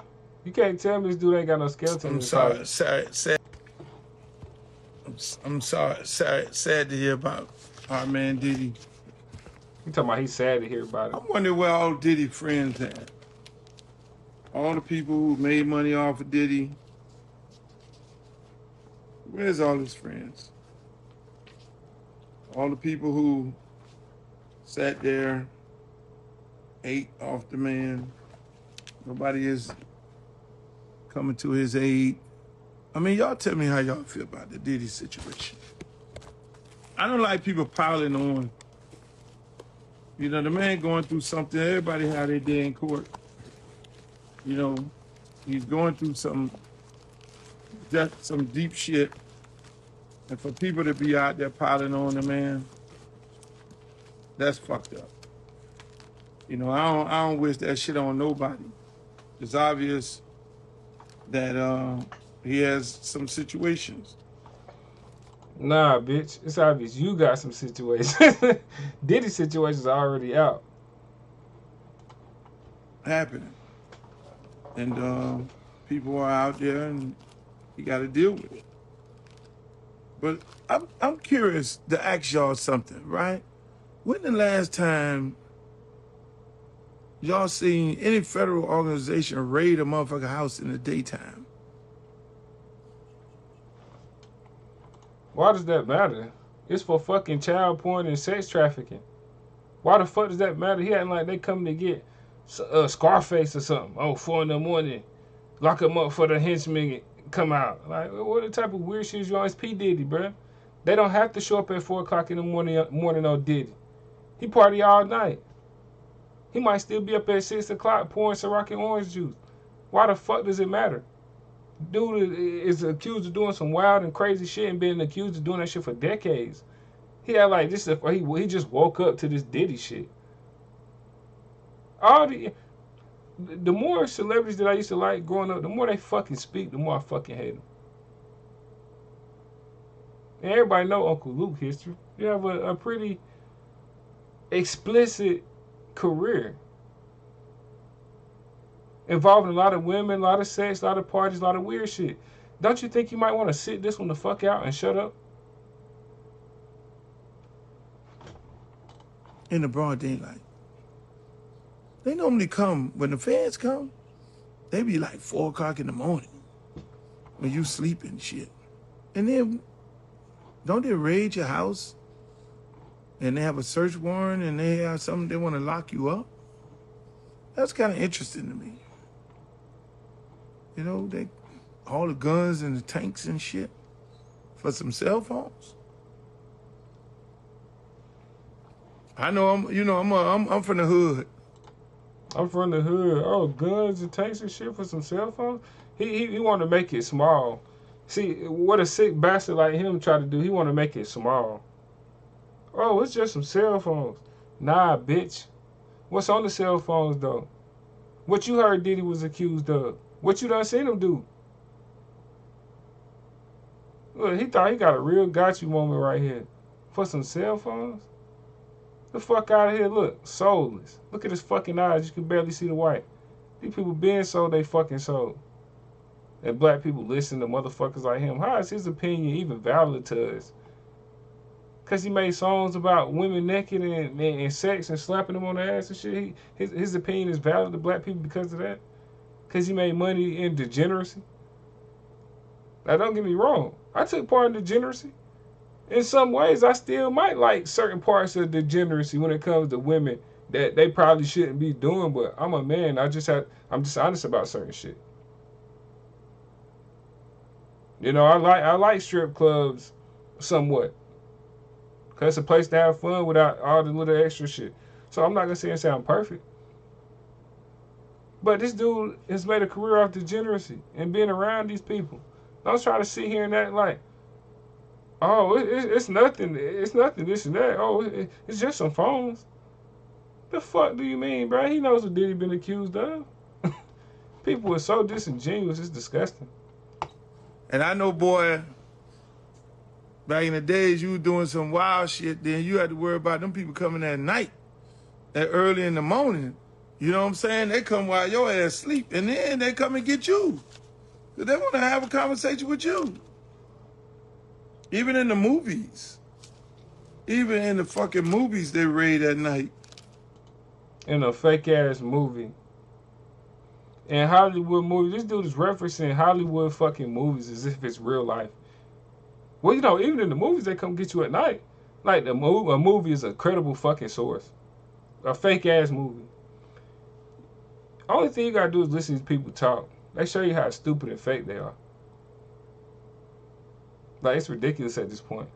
I wish I caught my self-awareness like this. You know, some of us are always, people that's intellectually sound and got pretty good IQ, you always know, even at a young age, that it's something off, something not right.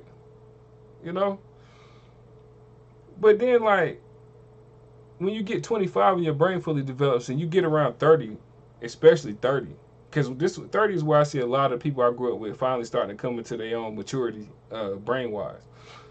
But then you're like, man, have these people been pieces of lying shit my whole entire life? They probably have. But it takes you gaining your self-awareness to really see it. People like him have probably all been full of shit. Diddy and all them have been full of shit. But we all starstruck, and you're just not fully aware. So you don't really know, but then you get older, and you're like, man, everything these people say is bullshit. How have I not caught on to this shit? Broad daylight, 12 o'clock in the daytime? The fuck is he talking about, man? Uncle Luke better chill. He gonna be getting investigated next. People telling themselves. Like, what was that shit with Stevie J? Dancing around playing gospel music. Well, remember Eric Adams? Gave this man the key to the city.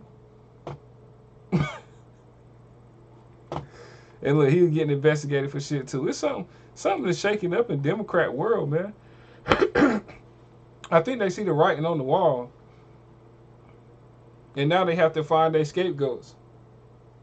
That's the only thing I can see from it, because they're in control, they're in power right now. Why are so many of their friends and stuff like getting in so much trouble? Everybody see the writing on the wall, man. You can't stop it. They can't stop that Trump 2024, man. Now you got the DOJ wanting to do their job and shit. Why you want to do your job now? Why you want to do it now? When you ain't got long left in power. And remember this guy, he said what he said about Trump? And then he's a fucking bastard with real, he about to get that FRICO charge.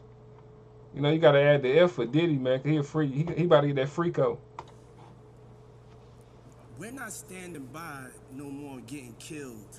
We're not scared of anybody standing up and standing by. We're on the verge of a race war. On the verge of a race war. He not standing by getting killed no more. But Diddy can kill most of his artists, though. Diddy can beef with people and have all type of shit happen to them, though, allegedly.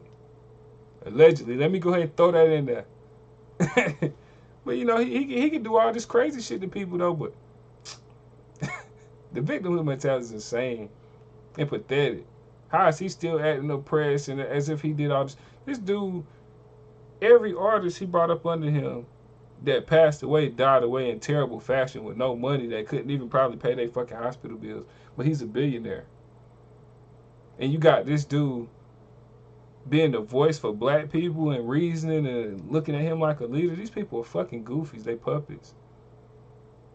A real leader not going to sit here and tell you, hey, blame the white man. We still going to be victim of the white man. A real leader tell you, hey, fuck all the distractions and the weak shit. Let's get up, get this shit together. You've been playing victim too long. Let's get this shit right.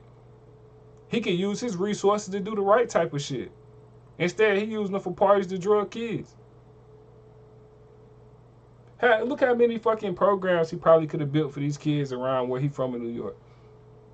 They over here stealing, doing all type of weird TikTok shit. Man, these people, they don't have nowhere they can go and hoop. Or they can go and, like, you got people that making tons of money off video games now. You mean to tell me you can't teach these kids how to stream, how to make content and none of that? They're out here scamming, breaking in people's shit, stealing people's shit. The area where I'm from, I just went home not too long ago in North Carolina. They building up a million restaurants, a whole bunch of car dealerships, a whole bunch of weird shit, banks and all that. What is stuff for the kids to do? They don't have shit for the kids to do. But wonder why they always doing shit they not supposed to be doing. These kids be bored to death. Being bored leads to a whole bunch of shit you're not supposed to be doing.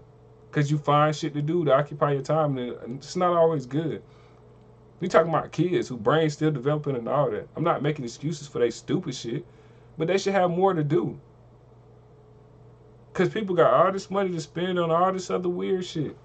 And then Diddy making all this money off Ciroc he wasn't even putting his money into. You got tons and tons of money that you didn't do shit for. Now, you might have marketed it well, but he didn't even go read the lawsuit, people. This man didn't put shit in on none of that. Them people footed the bill for a lot of that shit. He just smiled on camera with the bottles and said Ciroc. Make these people out to be our leaders. Now look at you. Everybody put this dude on a pedestal, and he sex trafficking kids, getting his house raided. And then they, y'all too hard on Diddy. How we hard on fucking Diddy and he sold all his Revolt shares in like a day to a private buyer? People who don't do shit ain't got shit to worry about. You wouldn't go doing all this shit. And we posed a shield for him. Man, please.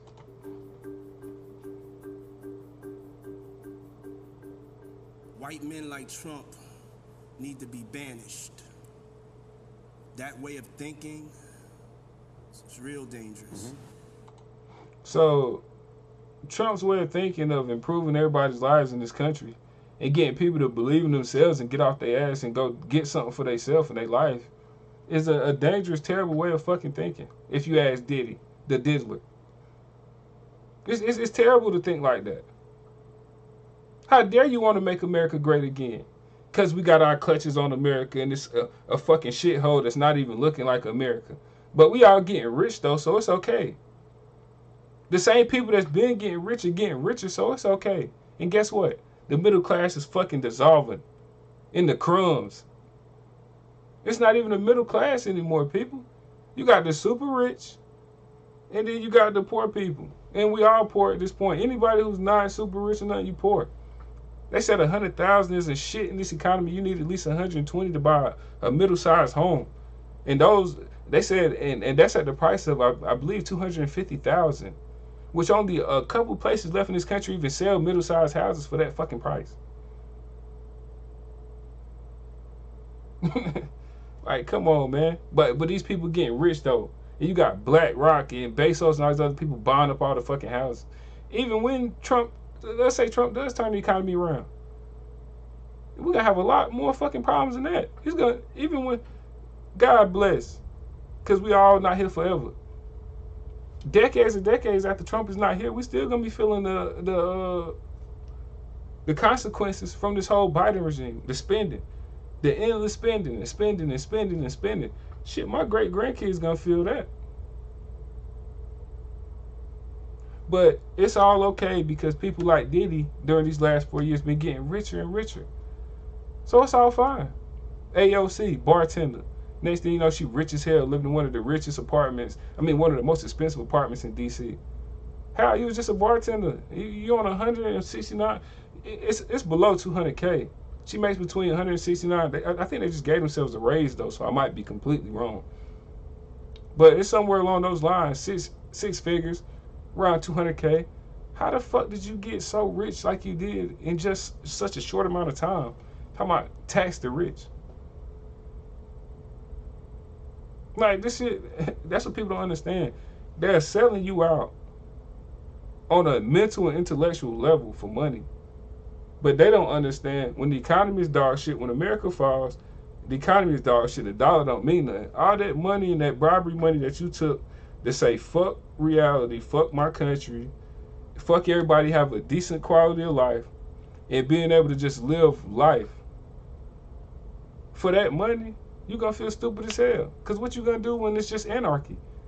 Streets burning down, motherfucking criminals running your house, take whatever. It's not your money no more. You could be rich as hell, P. Diddy, whatever. Own 3 homes in Beverly Hills and the Hills. And guess what? When it's anarchy and it's no law and order, and Democrats have destroyed every fucking thing that America stood for, and criminals run the country like they're doing now, you are not fucking safe. You don't have 3 mansions no more. You have targets. Like they do in New York right now. Illegal immigrants could just come in and squat in your fucking home. I just seen, like I said earlier on the stream, I seen a woman get arrested. Where is this woman? This woman got arrested at her own house because squatters broke in her shit and called the police on her. Look, listen, look, Tyler Perry. Black leader. Fuck out of here, man. This dude Ben wanted to do that. You got church women watching his movies and shows. Like, shit's disgusting. This pervert. Twerking on kids, but he a rabbi. I gotta show y'all this video though. This woman got arrested because squatters called the police on her. Here it is right here. You be trying to steal my house. Yes, you are. This woman went to jail, people. A squatter standoff. A property owner confronts a group of people she says moved into her $1 million home in Queens, and our cameras were rolling as dozens of officers showed up. Several people were taken away in handcuffs, and one of those arrested may surprise you. Investigative reporter Dan Krauth joins us now with more on what happened. Tell us, Dan. Well, this is a very big growing problem. I received dozens of tips from viewers about this in just the past week. I went to do what I thought was going to be a routine interview. Instead, we capture what police and property owners are dealing with on a daily basis. I have video of you. Who are these people? The situation. But they're in my house, man. Relax. No. To understand how this day ended, We need the police right away. with multiple 911 calls and arrests, we have to start at the beginning. Adele, the hardest question is how do you say your name? We met Adele Andaloro outside the home her parents left her in Flushing, Queens. She's in the process of selling it. No, he locked it. But she's been locked out. She claims squatters moved in on February 6th and refused to leave. What's it like being here? Yo, how the fuck would you feel about that? Coming to a property that you own that your parents passed away and left you, God bless, and fucking homeless criminals that you don't even know change the fucking locks on your doors. This is Biden's America 2024. Now, those laws might have been in place for a while in New York now.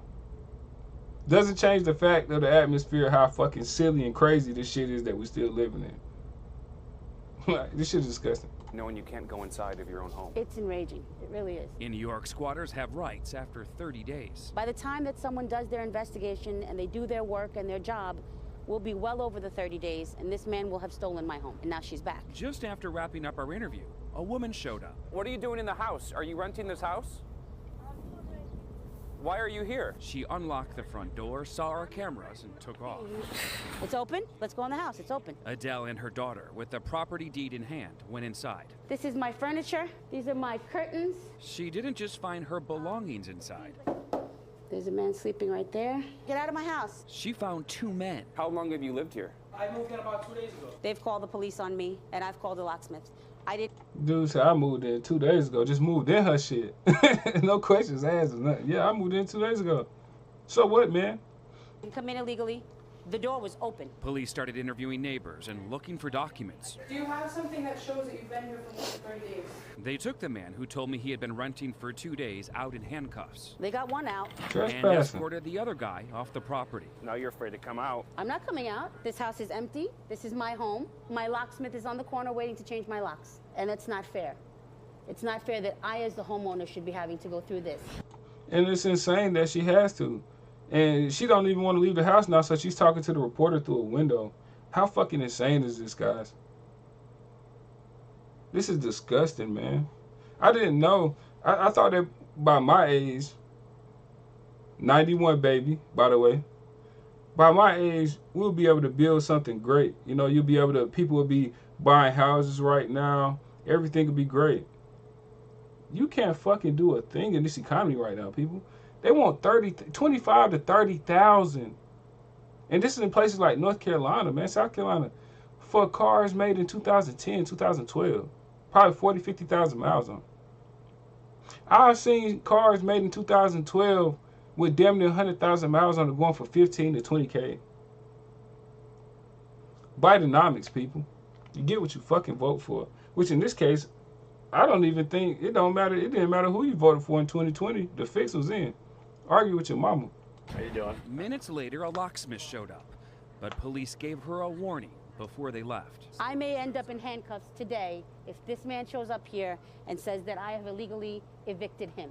I said to them, let him take me to court the way I've been told to take him to court. But today, I'm not leaving my house. Less than 10 minutes after police left and the locks were changed, the man who claims to be the one actually leasing the house. See, I don't know if she has a son or not, but in a situation like this, she needs a son. Because, you know, her daughter's just not going to be very intimidating. But if that was my mom and some dude was trying to physically assault her and all this other shit and stay in some shit that my grandparents had passed away and left, nah.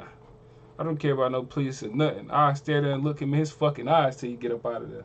You going to get your ass up out of here. Call the police again. With the other guy, police took off the property. Do you see this? Like, why does she have to do shit like this? She's physically getting assaulted and shit in her own house. Why does she have to do that? New York is a fucking joke, a shithole. I've been saying it for years. That's why everybody's fucking leaving. But this isn't just New York. This is Democrat shitholes in general. This is what you get when you vote for these people. Yeah, she definitely needs a gun. A few. And this is why I tell all my cousins, all my female cousins, all my female friends, my sister, you can ask any female know me what I tell them. Y'all need to go get y'all guns. Men are stronger than y'all. And not only just men, for protection from anybody. It could be crazy ass women. Women out here killing people too. Women out here killing men, women, and whatever. You can get on the internet. Yeah, men are stronger than women. It's a lot of, you know, men do a lot of evil stuff to women. But don't sit here and act like you can't just Google women killing the fuck out of men too on here. It happens a lot. And it happens for shit like money and life insurance policies and shit like that too. But just in general, women need to be able to protect themselves. So I encourage you as a woman to get your concealed carry, man. You might be somewhere and save my life. Or save anybody around you lives because you got a gun. But protect yourself, because this shit right here, nah, no woman should have to go through shit like this. And I guarantee you, he pushing her around doing all that shit. She back up and say, man, just keep your hands off me. Remove yourself from my property. He would have got his bags and got the fuck up out of there. Took off the property. Do you see this? This guy just literally broke down my door. Broke through myself and my daughter to get in here. This guy just forced himself into my house. And assaulted her. Yes, he did. And so did you. You broke through the front door. The man called the police on her. So why is it that I have to leave and he doesn't have to leave? Because technically he can't be kicked out. We need to go to court. They consider this a landlord-tenant issue. And by law, it has to be handled through the housing court, not with police. If you own this house, you would not want her inside. I don't own this. Exactly, Yes. she does. Yes, but then once again, you should know how the law works. I do know how it works. There's rules to the as you got to go to court and send me to civil court. He says he signed a lease in October, but... What a piece of shit. If you notice, criminals always get smart when it comes to criminal shit. He probably researched the laws and researched and did all that shit, but he never researched enough information to get his bum ass out and be able to make money and build a life and get his own. He didn't research that information. He didn't research a good job or just how to change your life, any of that shit. Investing, he didn't do any of that, but he had researched how to finesse a woman out her fucking house. And this is why I tell people, a criminal is going to be a criminal. It don't matter what color, shape, size, or where they fucking come from. A criminal is gonna be a criminal. Like, this shit is crazy.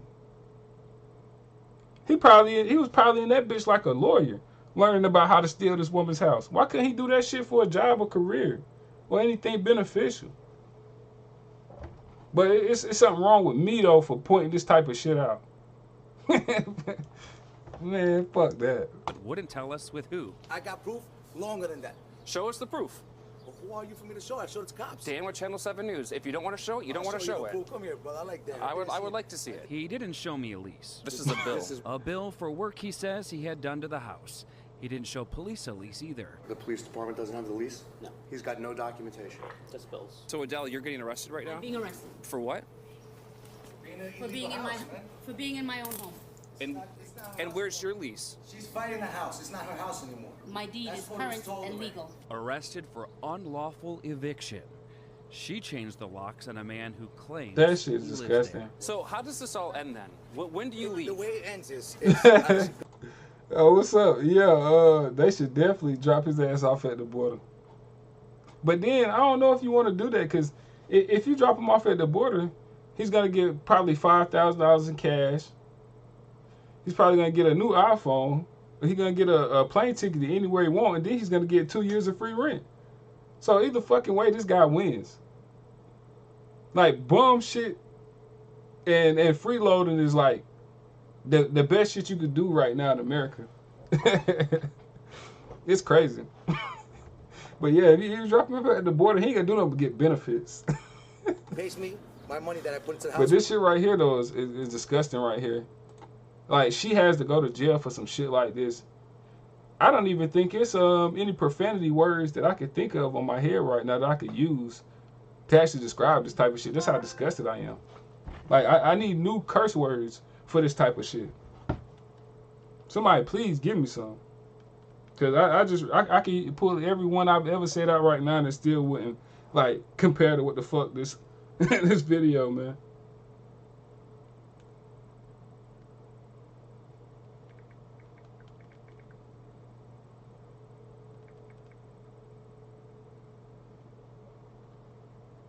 Like that's insane. Well, how does this all end then? When do you leave? The way it ends is either she pays me my money that I put into the house, pay me the money, and I'll leave, or send me to court, and we deal with the judge in court. It's that simple. So he want her to pay him for him breaking into her fucking house, and then he'll leave or take him to court.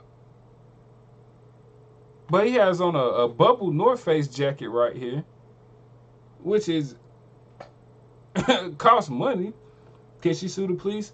I doubt she can. I doubt it get far in a type of civil court because of the laws on the books. Like this is actually laws on the books, so I'm pretty sure if she was to sue, if it didn't get smashed out, it would go all the way to the Supreme Court in New York probably, and they would have to like overturn the laws that's on the books about squatters. Like for her to even be able to do anything about it, because they just gonna keep using it as a roadblock. Well, it's laws on the books. It's laws on the books. Even though Democrats showed you it don't matter what the fuck is on the books or the Constitution, they can do what they want to do. So, you know, they just pick and choose what type of bullshit they just want to push on people. Quite sad, actually. God think he could just take somebody's house like that and they allow that shit. How disgusting.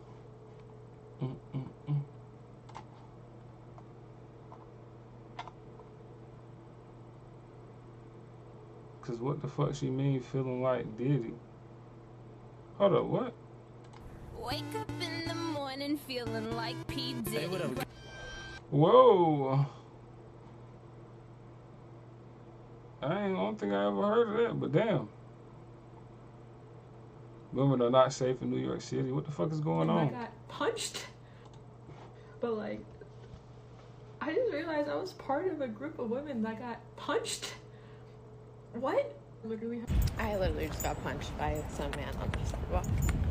So I just got punched in the face walking home. I was literally, you guys, I was literally just walking and a man came up and punched me in the face. Oh.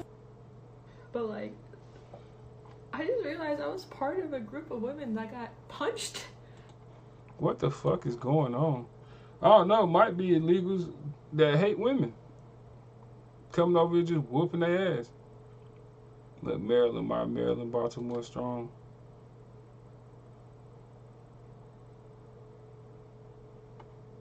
I'm kind of, what? The fuck are they hugging and doing all this other shit for? Find the people that fell off the fucking bridge. Because there wasn't no horn or warning or nothing from no ships and none of that other shit going on. So weird, man. So weird. That shit is so weird.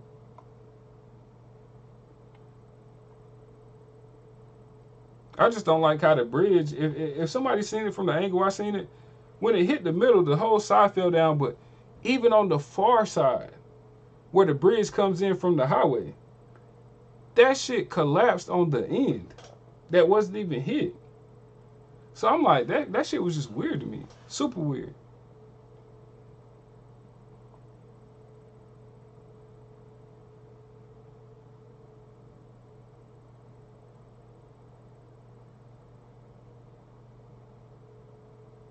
Employee caught sharing customer's credit card with a friend. What's that, Burger King? Thank God I ain't passing nothing through them fast food windows.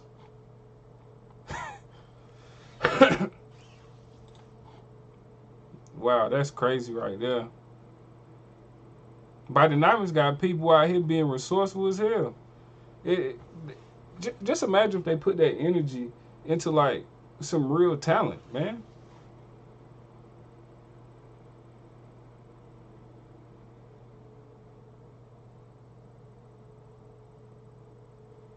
So she thought the mace wasn't gonna spray back in her eyes? What the fuck? Oh, wow, you. And walks forward in it. Who the fuck is raising these kids, man? They raising themselves. The fuck, nah.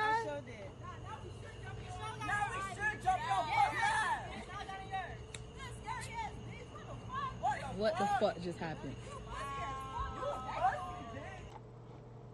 That shit is so hilarious. Hearing women call each other pussy. No offense, but all y'all have one. That's so weird.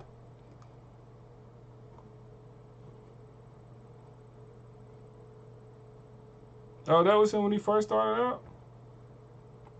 Like a clean-cut guy, man. Why does he look like a fucking a teenager guy? His hair cut like the teenagers that play AAU basketball now. Like, you know, people, they criticize his looks and all that, which his looks have nothing to do with his job.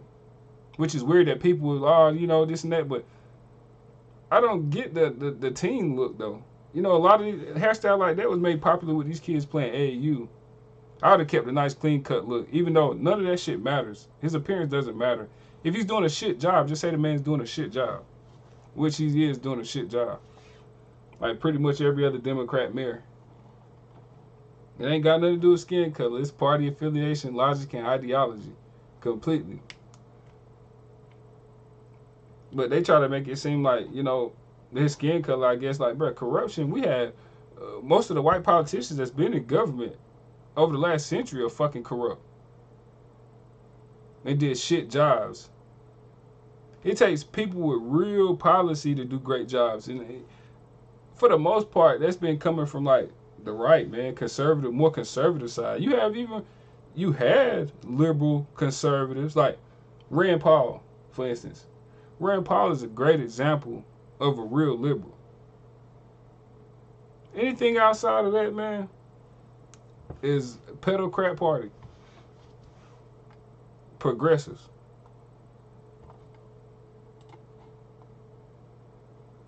But it doesn't matter what color the dude is, any of that. Democrats are just going to be shit leaders. Period.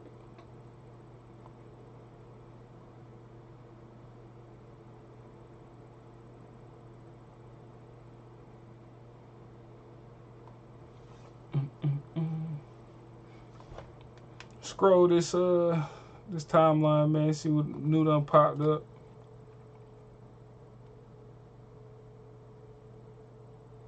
Is it racist for white people to troll black people? It may not be funny, but is it racist? It ain't racist to troll, man. We need to get back to allowing comedy to be comedy, man. If it's joke and it's funny, like, can we please have comedy? If you go back to Richard Pryor, Eddie Murphy and all them, bro, they comedy was raw as hell. You wouldn't even be able to say that shit today at all. And they said some pretty wild, crazy shit, though. Off the wall, crazy shit. And it was completely acceptable. I'm not saying all the wild shit, like, it's supposed to be said, but comedy is comedy. Make it go dark places where other shit can't. And it's just like that. So it's nothing wrong with trolling. Like, this shit right here, this shit isn't racist.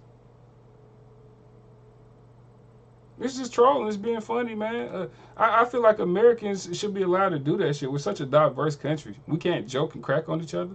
You know when somebody's being serious with disrespect. And when disrespect is being serious, you treat it seriously. But come on, man. That's that shit like that make somebody a KKK racist Klanman. Like, come on, bro. People can't fucking joke. I make jokes about white people, black people, Asians, Spanish, whatever. It's joking. I got love for everybody. And somebody's skin color or culturally where they born or what culture they born into doesn't have nothing to do with them as a person. You got to let them speak and start. You got to let that brain talk to start seeing how much of a piece of shit they are. Your brain is the one that does that for you, personality and character-wise.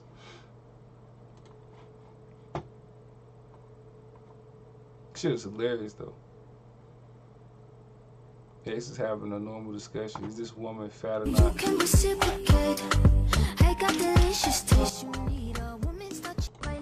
Well, me being the alpha male that I am, I'm gonna say she's thick. She's not fat at all.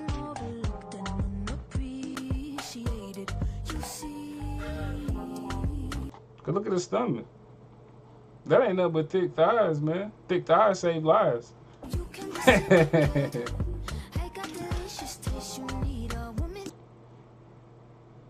As long as she healthy, man. Look at this dude. He literally posts this shit every day. I don't even give a fuck about this guy. I think I'm about to mute him soon. I don't block people unless they might block me, so I don't block people at all. I don't care how much shit you talk to me. I ain't gonna block you unless you threaten me and say some weird shit, but I'm gonna have to mute this bastard. He posts this every day like we didn't see the real footage get released from Mike Johnson and them, from Trader Johnson. Alright, we seen the videos, man. What's the insurrection? And y'all gonna post this every day until the election. What you gonna do, bro? Nobody give a shit. And y'all still gonna be pedophiles on the day of the election. The pedocrat party. The mother of the man claiming to be Diddy's next door neighbor says he was trolling about seeing busloads of girls pulling up to the bogus home. They'll take that little video clip from that dude saying that little shit and turn it viral on some weird shit like that.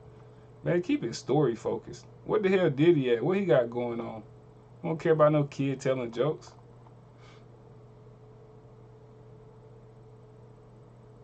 Oh my God. He just drove through guys trying to rob him. Ooh, I think the first one was definitely dead. Oh my God.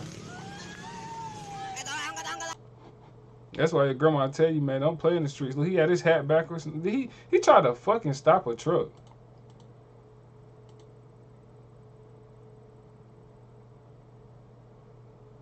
I know who's not getting put on the academic team in the next life.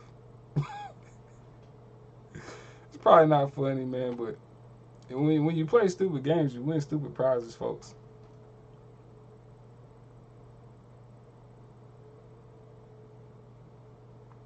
Dude, they talking about all jokes aside, what did he do to deserve this? The fuck is you talking about, man?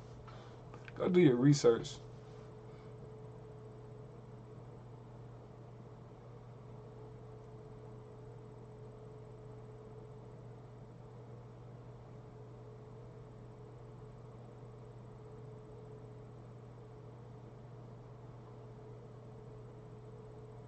What? Split his pants on stage in front of 80,000. That dude is a real degenerate bastard.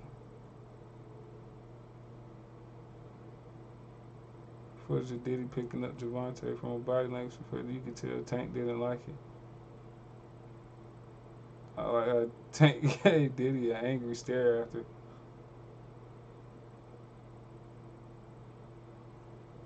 What? Yeah, ain't no man pick me up off the ground like that. Especially you're not family. Like my brother and them don't even do that. Told you guys Ryan Garcia was right all the time. Ryan Garcia ain't fucking say that. What types of guns are these? They look wooden. Fucking wooden gun.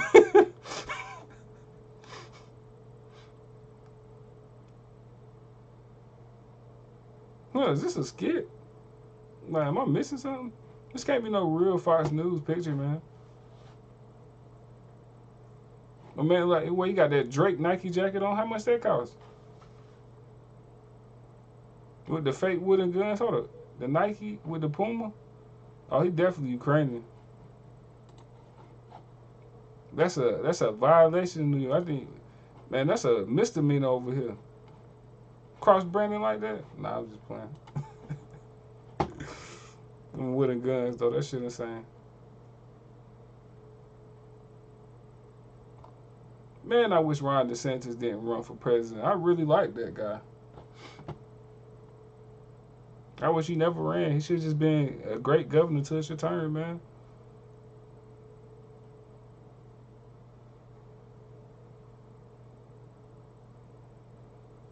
Look at these fucking leftists breaking. Trump says he never met Diddy before, but he in pictures with him.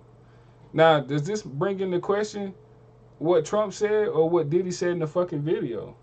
Oh, Trump, people like Trump need to be banished. Man, you was hanging out, really enjoying a guy that you thought should be banished.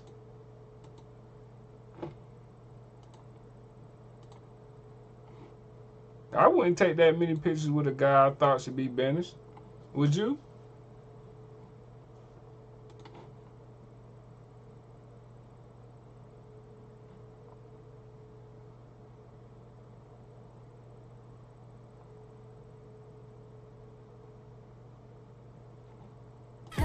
Page of the shift the mood. I've been learning about myself, finding out my truth. I've been healing my soul, child, the best medicine.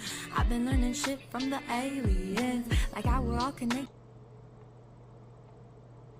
It might sound a little crazy, and she might look a little crazy, but as long as people can find happiness in such a terrible shit-ass world, go for it, man. As long as your happiness doesn't make anybody, well, as long as your happiness doesn't take away from anybody else's, go for it.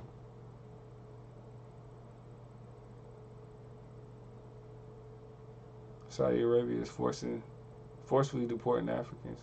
Africans are made to walk for long distance without water or food.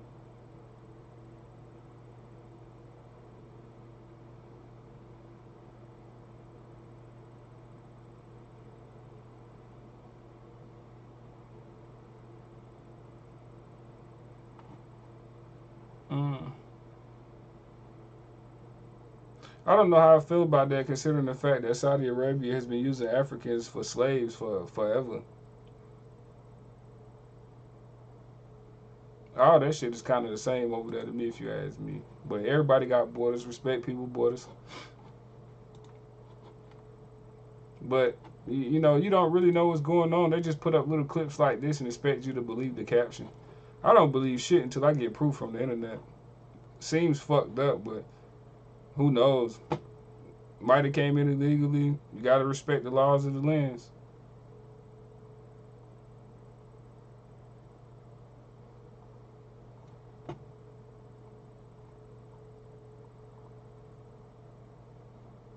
That shit's crazy. I'm talking about waking up feeling like Diddy though. Damn.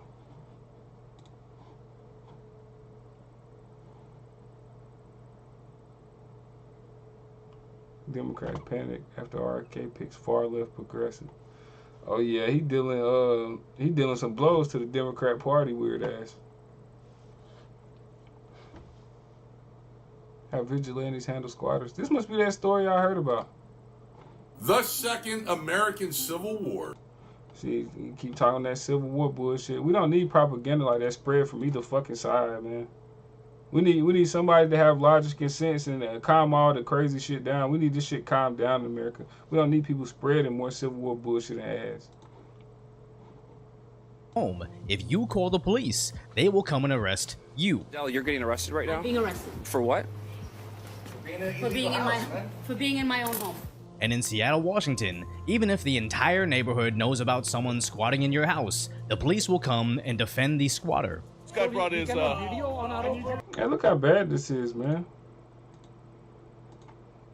Koreans against Sang Kim. Like, you have you have Koreans coming out against this woman. Like, literally, you have Koreans coming out against this woman. Neighborhood knows about someone squatting in your house, the police will come and defend the squatter. This guy brought his I need you off the property, okay? All I'm trying to do is keep the peace. Okay, I'm just trying to keep the peace, man. Okay? That's all I'm trying to do. Which just opened a giant vigilante-sized hole as the Squatter Squad now offers eviction services. I'm going to do a video inspection so I know how much we got to clean up. There's a cease and desist order on this property. Okay, can I see that? Can I see that? Because I'm... And after the squatters sent them away, the squad got set up for a very long visit. We put a 24-hour notice of inspection, and I have the power of attorney. So we can come in and do an inspection. There's nothing illegal with that. No, well, the police are going to come. Yeah, that's fine. We're coming in. Right? You got to go to court, though.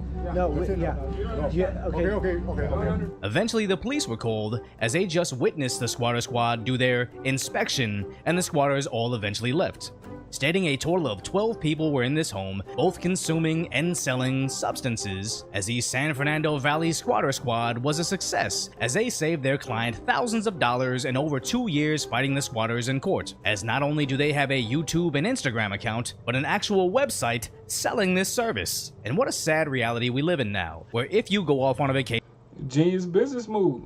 Supply and demand. People need squatters to fuck out their house. Guess what? You come up with a solution for that. Solutions create business. Business create wealth. You got to be a quick thinker. What problems have the Democrats created that we can patch? If you could think of it and come out with a good business plan, put it together, you'll make money. I'm telling you, you will make money. Rescue services, you have some type of rescue service. If I knew that Democrats would come in come into the executive office and all this other shit, come up with a rescue service, some type of shit, because you know you're going to be saving people. You know you're going to be saving people. That was a great genius move, and they're probably making a ton of money because I'm pretty sure people rather pay them than go to court for years and have to spend more money. Like, shit, I'd rather just pay these people to handle it for me. And they going to get that money, too. Great. Genius business move. And return to find 6 goons living in your home. Your only hope to get... And, you know, it's crazy because I feel... It makes me feel weird about this whole situation because it's like you can't come and just take people's shit that they own and that they pay on. Like, you just can't take people's stuff, and you shouldn't be allowed to. But it's like, damn, housing is unaffordable. You're like, you can't really afford to live anywhere. It's people around where I'm at right now paying $1,800, man, for a studio apartment, which means your bedroom and the living room are the same thing. So, you know, it's just really crazy because, like I said, man, housing is unaffordable. People can't really afford to live places. You either be homeless or you do shit like this. But you can't do shit like this, man. We have to have, it has to be something right. You know, you can't just take shit from people. You can't just do this. But we gotta just create better quality of life for everybody. It has to be done somehow. You just gonna continue to deal with these problems, and that's just the reality of the shit. Because when people can't afford shit, they just not gonna have it. They're gonna get it or they're gonna take it. So we need to make shit affordable so that when people are taking and stealing shit, we can call them out on, like, yo, why the fuck are you stealing or taking any of this shit? You can afford it yourself. It's not even that expensive. Now you don't have no excuse for the bullshit you're doing. But it's kind of crazy because, like I said, people can't afford shit. This is a homeless crisis we living in. The more people have been made homeless these last 4 years than I think during any time in American history, I believe. Because I know a lot of people personally that had to move back in with parents and a whole bunch of other shit because the rent rose $300, $400, $500. That these places just expect people to just pull out their ass, I'm guessing, or to go to work and just tell their job like, hey, I need more money for my rent. That's just not gonna happen. It's not realistic. But this all just sucks, man. It just sucks so bad. get it back is if you hire 12 bigger dudes to make them uncomfortable enough to actually leave. Because we essentially already had that system where when criminals take your stuff, there's an agency you can call to help recover your belongings. It was called the police department, but now, for whatever reason, the only thing your tax dollars provide is either criminal protection or handcuffs for you, the homeowner. And I do understand this country has a huge homelessness issue, and squatters' rights, although an oxymoron, are there to prevent that. And that's crazy because you gotta agree with them on that, man. You actually have to pay people to come in now and do the job of police. But you already paying police for that. That's your tax money go to. So you already paying police for a job that you gotta pay other people to come do. It's complete fucking insanity. But with Biden's porous border only getting worse, even though New York is building these huge camps to house them, they're still getting evicted en masse. There are hundreds upon thousands of men. We have met men that have wristbands, and their number is in the 19,000. But Mayor Adams put out a paper, and he put out an announcement saying that after these men have been in the shelter, 30 days is their limit. After 30 days, they will no longer be able to be housed. They will be put out on the streets, homeless. Which is especially concerning as this guy is currently trending on TikTok. Una casa en United States. Stating in Spanish, he found a law that says if a house is not inhabited, we can seize it. Claiming his African friends have already taken 7 houses, where they can actually sell it afterwards. But I honestly think this is the same guy, stating that his baby was born in America, so the US government will give her money, referring to the baby as his gold mine. So is this guy just an online troll rage baiting for clicks? In all honesty, probably. But at this point in time, that dude is a fucking Biden supporter. This is what Biden wanted. This is what he wanted to replace Americans with. Motherfuckers like him. I would have deported him so fucking fast. I'm telling you. I don't even know what country I would have deported his ass to. I would have got him up out of there so fast. You know, I would have told this when the plane in the fucking air, man, take him to some fucking where. Care where you take him. Get him the fuck out of here though. I would have deported his ass so fast.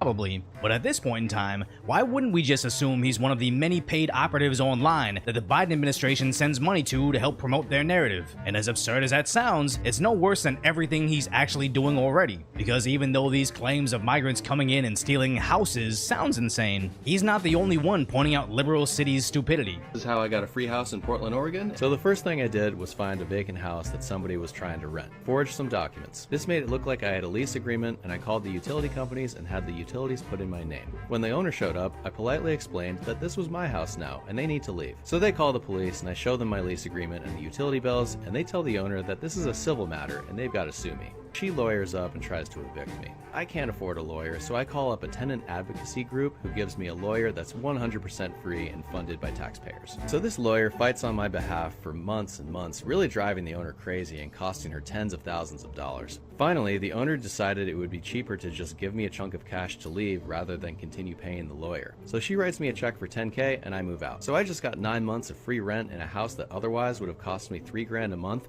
plus a nice cash for keys check. So this couldn't have worked out any better. Thanks, Portland. Now I don't quite think that guy is actually doing that, as this— Yo, that is fucking insane. Somebody could just do that, man. Was just the video version of an image that went viral, asking if that exact tactic would actually work. But if you look at what's already happening in New York City or Seattle, Washington, it actually is. And sadly, the only hope for justice we have is the Squatter Squad. So if you appreciate my concise, lighthearted commentary on the tragic status that is today's reality, hopefully I've earned your subscription, then go check out the video on how the vigilantes in Philly are finally taking back the city. And that shit is crazy. Cause now it take for Batman to get your fucking city back. It take for Batman and other vigilantes. It take the Justice League to get your city back now. That shit is a shame, man. A true atrocity in America. Yeah, that's crazy, man. Well, it's after 12, so I can finally eat now. Go grab me something to eat. Probably be back on the stream in a little bit, man. Appreciate everybody for coming through, stopping through. I'm gonna create me a schedule, man, when I start streaming now. Gotta kind of fit it to my work schedule a little bit better. But yeah, we'll definitely start streaming on here a lot more. Come out with me a little schedule. Appreciate everybody for stopping by, checking me out. You know, coming to hear me run my mouth. I'll catch y'all on the next one. Have a good one.